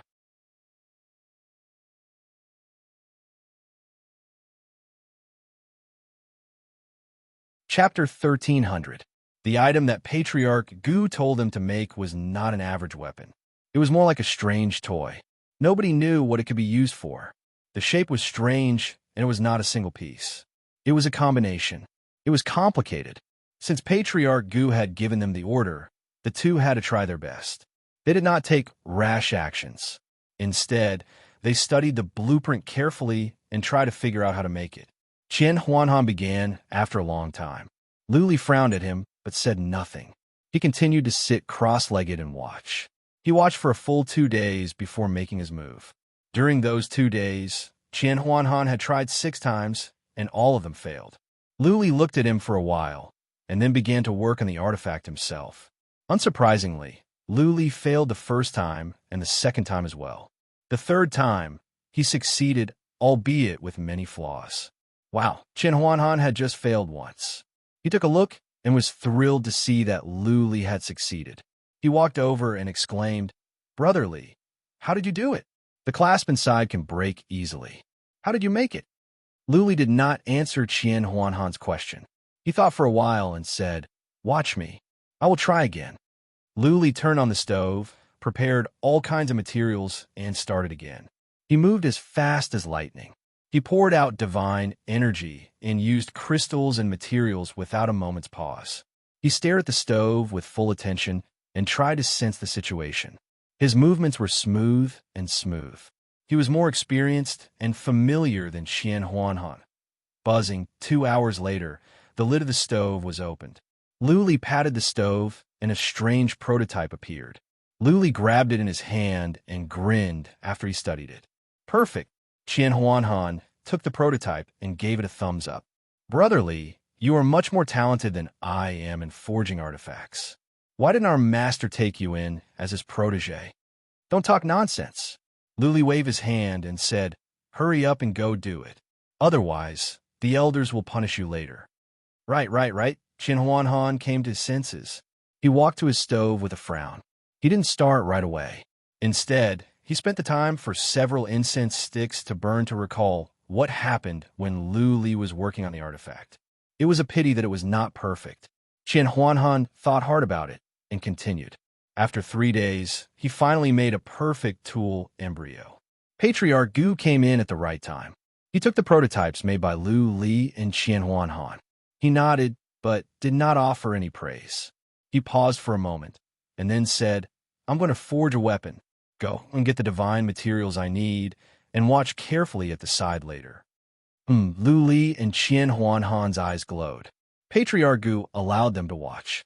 This was a golden opportunity. Back then, Elder Gu was very likely to become a Grandmaster Divine Blacksmith. There was definitely a lot to learn from his smithing techniques. Lu Li and Qian Huanhan collected all the materials according to the list provided by Patriarch Gu. Elder Gu took out a few maroon hexagonal crystals from his space ring along with some unique divine materials. Watch carefully. Don't make a sound. Patriarch Gu patted the tripod in the middle of the hall. The lid flew up. Rays of light shot out from his hand in a continuous manner. When the stove was turned on, Patriarch Gu threw in all kinds of materials at once. He was extremely fast. One hand was throwing in materials and crystals, while the other hand was pouring out divine energy. Lu Li and Qian Huanhan were dazzled. What? Lu Li noticed something was not right. Patriarch Gu was carving formations in the void. Then he slapped the formations into the stove. What? Lu Li was shocked. Was Patriarch Gu carving formations at the same time when he was forging the prototype? Shouldn't he carve the formations after the prototype was forged? Would it help if Patriarch Gu put the formations in now? Would it cause the forging of the tool embryo to fail? Patriarch Gu did not stop for a single moment. He kept pouring out divine energy. This time, he did not ask Lu Li or Qian Huanhan for help. He did it all by himself with his eyes closed. As more and more materials were thrown in, the stove was making a slight noise as if something valuable was about to come out. After a full 4 hours, all the divine materials had been used up, and Elder Gu stopped pouring his divine power into it. He had been closing his eyes, and he did not open them now. He just sat there with his legs crossed. Boom, boom, boom, the stove was still glaring. From inside came some noises. The lid was trembling as if a beast was about to come out at any time. After the time for 3 incense sticks to burn, the stove quieted down. Patriarch Gu opened his eyes, which were filled with disappointment. He patted the lid, and an oval ball flew out. The surface of that sphere was covered with mysterious array patterns. It was a pity that those array patterns did not have any divine light circulating. It looked like the refinement had failed. Thunder trigger? Lu Li frowned. He could not figure it out. Wasn't the thunder trigger made by Patriarch Gu himself? Elder Gu even gave him a few heavenly thunder summoners. Theoretically speaking, Patriarch Gu should have made many thunder triggers in the past. Why did he fail this time and last time? Patriarch Gu grabbed the thunder trigger and threw it to Qian Huanhan. Throw this to the Hall of Mystical Materials. Yes, master. Qian Huanhan took the thunder trigger and left. Seeing the confusion in Lu Li's eyes, Patriarch Gu explained, Do you know what the drawback of the thunder trigger is? Lu Li answered after some thoughts. I think it is an indiscriminate attack. The thunder trigger must be thrown out at a distance of 1 mile, or else the caster will be killed. If the caster is a super mighty warrior, by the time the thunder trigger reaches the target, the warrior would have run away. That is right. Patriarch Gu nodded with approval and explained, I have been trying to improve the thunder trigger in recent years. If the thunder trigger can be triggered faster and the range of the thunderbolts can be reduced, or the thunderbolts can be directed to a specific target, then the chances of killing a super mighty warrior in the divinity will be greatly increased. However, I have tried many times but failed. Luli bowed with a smile. Master, don't be discouraged. You can already make the thunder trigger, which is already incredible. Given your abilities, I am sure that you can improve the thunder trigger and make it a weapon that can scare warriors in the divinity. Haha. Patriarch Gu's mood was lifted by Lu Li's flattery. He nodded and walked out. At the door, Patriarch Gu seemed to have remembered something. He turned around and said, "Don't think about achieving instant success. Don't spend all your time studying. You can try to make a simple relic. Many things can only be improved through practice. Feel free to use the materials in the Hall of Mystical Materials. If you don't have enough, go to the Hall of Internal Affairs. The materials in there are average ones. Is okay to use them all. Is okay to use them all?" Lu Li remembered the 14 blood crystals. He cupped his fists and said, "Patriarch, there are 14 blood crystals in the Hall of Mystical Materials. Can you give me all of them?" "Blood crystals? What do you want them for?" Patriarch Gu frowned, but did not overthink it. He waved his hand and said, "You can have them all if you want. Later, ask the Hall of Internal Affairs for 20 more. They are valuable, but we have a place in the Chamber of Relics that can produce them. Just don't waste them." "Thank you, Patriarch." Lu Li bowed in excitement. With 14 blood crystals, he could use the Warlord skeleton again. He could kill the average immortals on the list. Right? Lu Li remembered something else. He cupped his fists and said, "Master, do you have crystal of icy soul? I want some."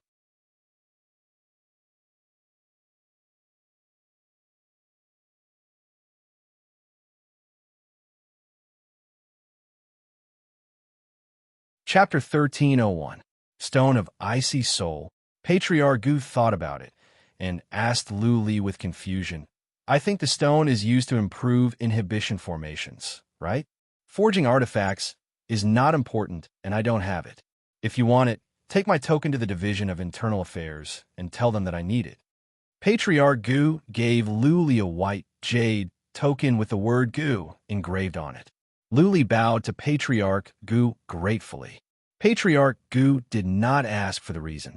Lu Li was basically given whatever he wanted. Patriarch Gu had nothing to say. Patriarch Gu left. Qian Huanhan had just come back from the Hall of Materials. He was tired after a while of forging artifacts. He wanted to go back and rest. "Go and have some rest. I will go to the Division of Internal Affairs to get something." Lu Li waved his hand. Qian Huanhan's interest was piqued. He grinned and said, "Let's go. I will go with you. What if you are bullied?" "Let's go then," Lu Li shrugged. Qian Huanhan told Lu Li to wait. He quickly went back and changed into a fancy white robe. On the left chest area of the robe was a star symbol. This was a robe that only core disciples could wear. Qian Huanhan walked in front of Lu Li in an ostentatious manner, as if he was a nouveau riche. He did not take the small paths but swaggered to the widest street. Along the way, they would run into some average disciples. Those disciples would stand on the side and bow to Qian Huanhan. This was the sect's rule. Honorary disciples had to bow to official disciples. Official disciples had to bow to outer disciples, and outer disciples had to bow to core disciples. Lu Li was a formal disciple now. He was speechless along the way. Qian Huanhan brought him along the street, and they ran into some external disciples. Those external disciples bowed to Qian Huanhan, but Lu Li had to bow to other external disciples. Finally, they arrived at the Division of Internal Affairs. Qian Huanhan was still standing outside. When Lu Yun came out and bowed to him, Qian Huanhan nodded with pride. Lu Yun was an external disciple, and his status was not as high as Qian Huanhan's. Lu Li secretly slapped the back of Qian Huanhan's head and said coldly, "Brother Lu Yun has been nice to us. Be careful.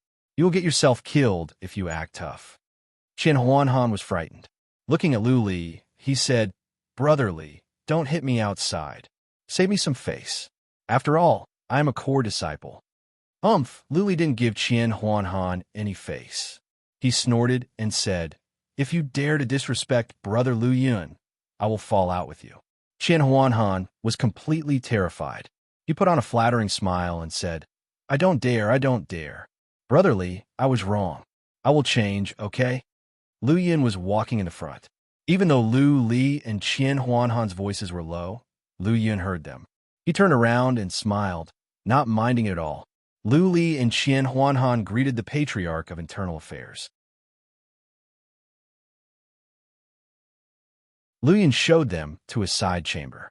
Lu Li took out Patriarch Gu's token and then gave a list to Lu Yun and said, Brother Lu Yun, this is the list of mystical materials that Patriarch Gu asked me to ask the Internal Affairs Hall to provide. Do you have any questions? Lu Yun took a look at Patriarch Gu's token. He took over the list and read it carefully. Soon, he frowned and said, 20 blood crystals? I remember that Patriarch Gu only took 20 last time. If I ask for another 20, it will be against the rules of the hall. Also, I need 10 crystal of soul of ice. Well, this is too much. I need to report to Patriarch Qi. Sure, Lu Li cupped his fists and said, Brother Lu Yun, I will have to ask Patriarch Qi. Lu Yun cupped his fists and walked out of the hall. A moment later, he came back and said, Okay, it is a bit over the limit. But Brother Qian Huanhan has just started to learn forging artifacts. He needs a large amount of materials. Patriarch has given special approval. Later, I will send someone to deliver the materials on the list. There was a rule in the Chamber of Relics. Disciples should be addressed according to their status instead of age or before or after they join the sect. Qian Huanhan was a core disciple and his status was higher than Lu Yun's. Therefore, according to the rules, Lu Yun should call Qian Huanhan brother. Lu Li was delighted. He was about to stand up and thank Lu Yun when two young ladies came in. The two of them looked gloomy. One of the young ladies in a red dress said with jealousy, Brother Lu Yun, you are biased. We are all core disciples. Why can Qian Huanhan give special approval? I only need a bid over the limit, but you don't? Lu Li and Qian Huanhan took a look. Both of them were taken aback. The two that came in were Jiang Lianxue and Meng Yu. Lu Li and Qian Huanhan had seen their naked bodies. Since then, they never saw Jiang Lianxue and Meng Yu again.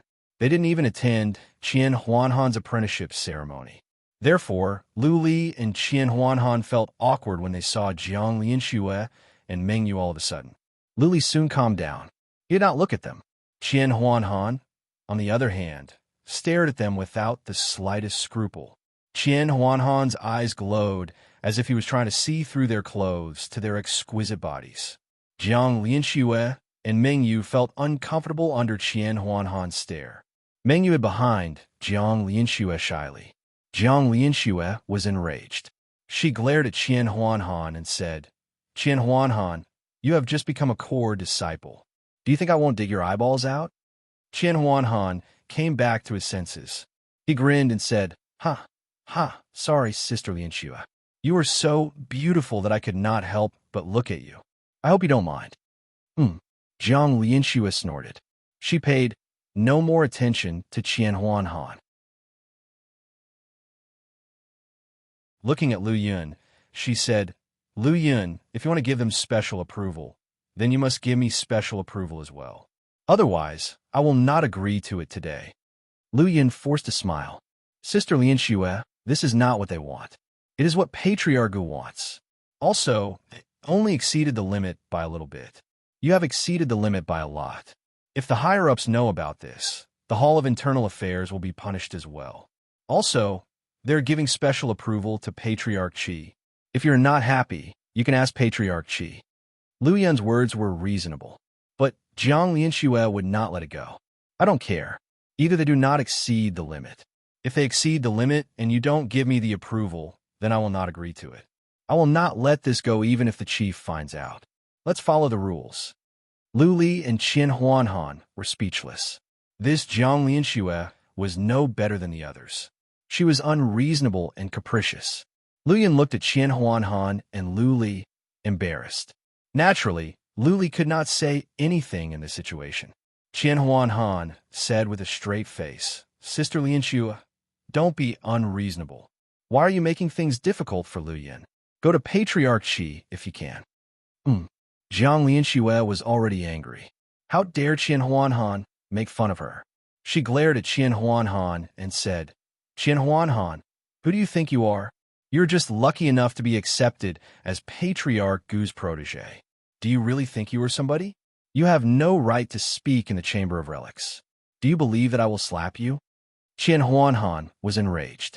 How could Jiang Lianxue be so arrogant just because she was related to the chief?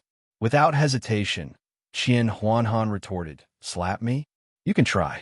Do you believe that I won't reveal what happened between the two of you that day? *T.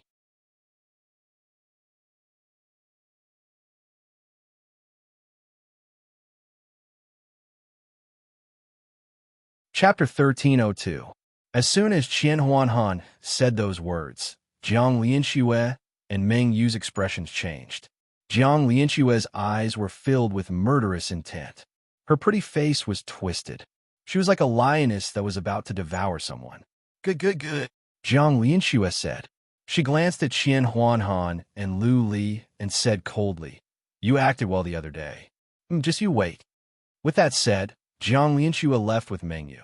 Lu Li felt bitter. This time, he was in big trouble. Qian Huanhan scratched his head. He turned to Lu Li and said, Brother Li, did I say something wrong? Lu Li wanted to kick Qian Huanhan, but Lu Yun was here. Qian Huanhan was a fool. No wonder Patriarch Gu could be angered so easily. Lu Li did not answer Qian Huanhan's question. He was thinking fast about what was going to happen next. He believed that Jiang Lianxue would not just leave like this. She would come after them. Lu Li must figure out how to deal with the situation. No, let's go. Lu Li waved his hand and said, Little Han, go back now. We will be in big trouble later. Jiang Lianxue would not leave the matter at that. She would find someone. Given Jiang Lianxue's character, she would not care about anything. She would deal with the matter first. They would be at a disadvantage if they stayed here. Therefore, they would only be safe if they went back to Patriarch Gu's place. With Patriarch Gu here, they could not turn the tables. Qian Huanhan came to his senses. He knew that a loose tongue would bring trouble. He and Lu Li bid farewell to Lu Yun and hurried back to Patriarch Gu's yard. They ran as fast as they could. In the time for half an incense stick to burn, they were back. Luckily, Jiang Lianxue did not send anyone to stop them. Lu Li waited for a moment. Making sure that nothing was going on, he said, Don't go out for a while. If Jiang Lianxue comes, go and ask Patriarch Gu for help. Sure, Qian Huanhan nodded. The two of them sat in the room for another hour. Seeing that there was still no movement, they were slightly relieved. A while later, Lu Li went back to his room. He could not stay here forever because of this. He told Qian Huanhan that it was his fault. Qian Huanhan apologized to Lu Li and said that he was implicated. Back in his room, Lu Li continued to read. A day later, there was still no movement outside. He gradually relaxed and no longer paid attention to it. 2 days later, the inhibition formation in Lu Li's room glowed. He raised his eyebrows. Suddenly, he had a bad feeling. He immediately opened the inhibition formation. Qian Huanhan rushed in like lightning and said, Bad news. Brother Li, that crazy woman Jiang Lianxue is here with her men. Lu Li checked with psychic power at once. Jiang Lianxue, Meng Yu, Long Yinhai, Long Yinshan, Long Wentian, and an old man had come in angrily. Lu Li checked the backyard with psychic power, only to find that Patriarch Gu was not here, luring the tiger away from the mountain. Lu Li understood at once. No wonder Jiang Lianxue didn't come to him at once despite her character. She was trying to find a chance to trick Patriarch Gu away. The footsteps were getting closer, but Lu Li didn't do anything. His eyes flickered as he tried to think of a way. Long Yinhai and the others were nothing to be afraid of. The problem was the old man who looked like a servant. This old man's aura was very strong. He was at least a deity on the list. Lu Li had 14 blood crystals. If he used the warlord skeleton, he should be able to kill this old man. But he could not use the warlord skeleton, or else the wicked bead would be exposed. If he didn't use the warlord skeleton, then Lu Li and Qian Huanhan would be tortured. Not only would they be beaten up, but many memories would be erased. Erasing some of their memories would not be a big deal. But what if their souls were damaged? In that case, they might not become fools and idiots, but their future cultivation would be affected. What to do? Where's my master? Lu Li's eyebrows were knitted together. Qian Huanhan, on the other hand, said furiously, Brother Li, don't worry. I will fight them. Fight? How? Lu Li was speechless. That old servant was strong. He could defeat the two in one move. Take this. Lu Li had an idea. He took out a lightning trigger and handed it to Qian Huanhan. Take it out at the critical moment to deter others. But do not use it. This is a lightning trigger. Once it is used, we will all be blasted into pieces. This is good. This is good. Qian Huanhan's eyes glowed. Of course, he had heard of this. But he asked in confusion, Brother Li, how come you have this? Don't ask so many questions. They are here. Lu Li didn't know how to explain. Coincidentally, the sound of footsteps had arrived. Lu Li quickly changed the topic and said, Later on, you have to be tough and say that you don't know anything. You didn't see anything and you just guessed something. You're a core disciple. Don't be afraid of making a scene. The more you make a scene, the other patriarchs will notice. In that case, they will not dare to do anything. Qian Huanhan bore Lu Li's words in mind. He put away the lightning trigger and walked out with his head held high. Before he stepped out, he heard Jiang Lianxue shouting, Qian Huanhan, Lu Li, get out here. Qian Huanhan walked out proudly and fearlessly. He stood in front of the attic and glanced coldly at Jiang Lian, Shuelong, Yun Hai, and the others. He cupped his hands and said expressionlessly, Qian Huanhan pays his respects to senior brothers, sisters, and senior. Lu Li came out as well. He stood behind Qian Huanhan and bowed. Qian Huanhan said, Why are you here in such a threatening manner? If you're here to see my master, please come back later. My master is not here. We are not here for Patriarch Gu. We are here for you. Jiang Lianxue answered coldly. Qian Huanhan replied emotionlessly, Why are you here, Sister Jiang? Please tell us. Jiang Lianxue turned to the old man behind her and said, You have seen something you are not supposed to. I have asked Uncle Li to help you forget about this. I see. Lu Li and Qian Huanhan looked at each other. Lu Li said nothing but winked at Qian Huanhan. The latter replied coldly, Sister Jiang, we did not see or hear anything. We just have some guesses. My master is not here. I don't think you should make a scene here. Otherwise, my master will be angry when he comes back. That is exactly what we want. Jiang Lianxue snorted. Uncle Li, do it. Patriarch Gu will be back in 2 hours at most. Erase their memory of what happened at the Brown Blood Mountain and what happened here. Patriarch Gu will not know anything. Whoosh, whoosh, the old man behind Jiang Lianxue came over like a ghost. In an instant, he had reached Qian Huanhan and Lu Li. He reached out his hands toward Lu Li's and Qian Huanhan's heads, trying to knock them out. Qian Huanhan reacted well. The interspatial ring on his hand glowed, and the lightning trigger came out. Divine energy glowed in his hand. Looking at the black-robed old man, Qian Huanhan said, emotionlessly, Try me. I will activate the lightning trigger. Swish, swish, swish, Jiang Lianxue, Long Yunhai, and Long Yunshan are taken aback. If Qian Huanhan were to activate the lightning trigger, not only would they die, but so would half of the Chamber of Relics. Buzzing, the black-robed old man's expression did not change. A blue glare came out from his eyes and went into Qian Huanhan's eyes. Qian Huanhan was frozen on the spot. When the black-robed old man was about to knock Qian Huanhan out, Lu Li took out another lightning trigger. For the first time, Lu Li said, Lord Li, don't push me too far. A life-and-death struggle will do no good to either of us. Buzzing, Uncle Li's eyes glowed with a blue light and disappeared into Lu Li's eyes. You're tuning into the Warrior Lore YouTube channel. Don't forget to subscribe and join us on this journey to catch the most captivating stories.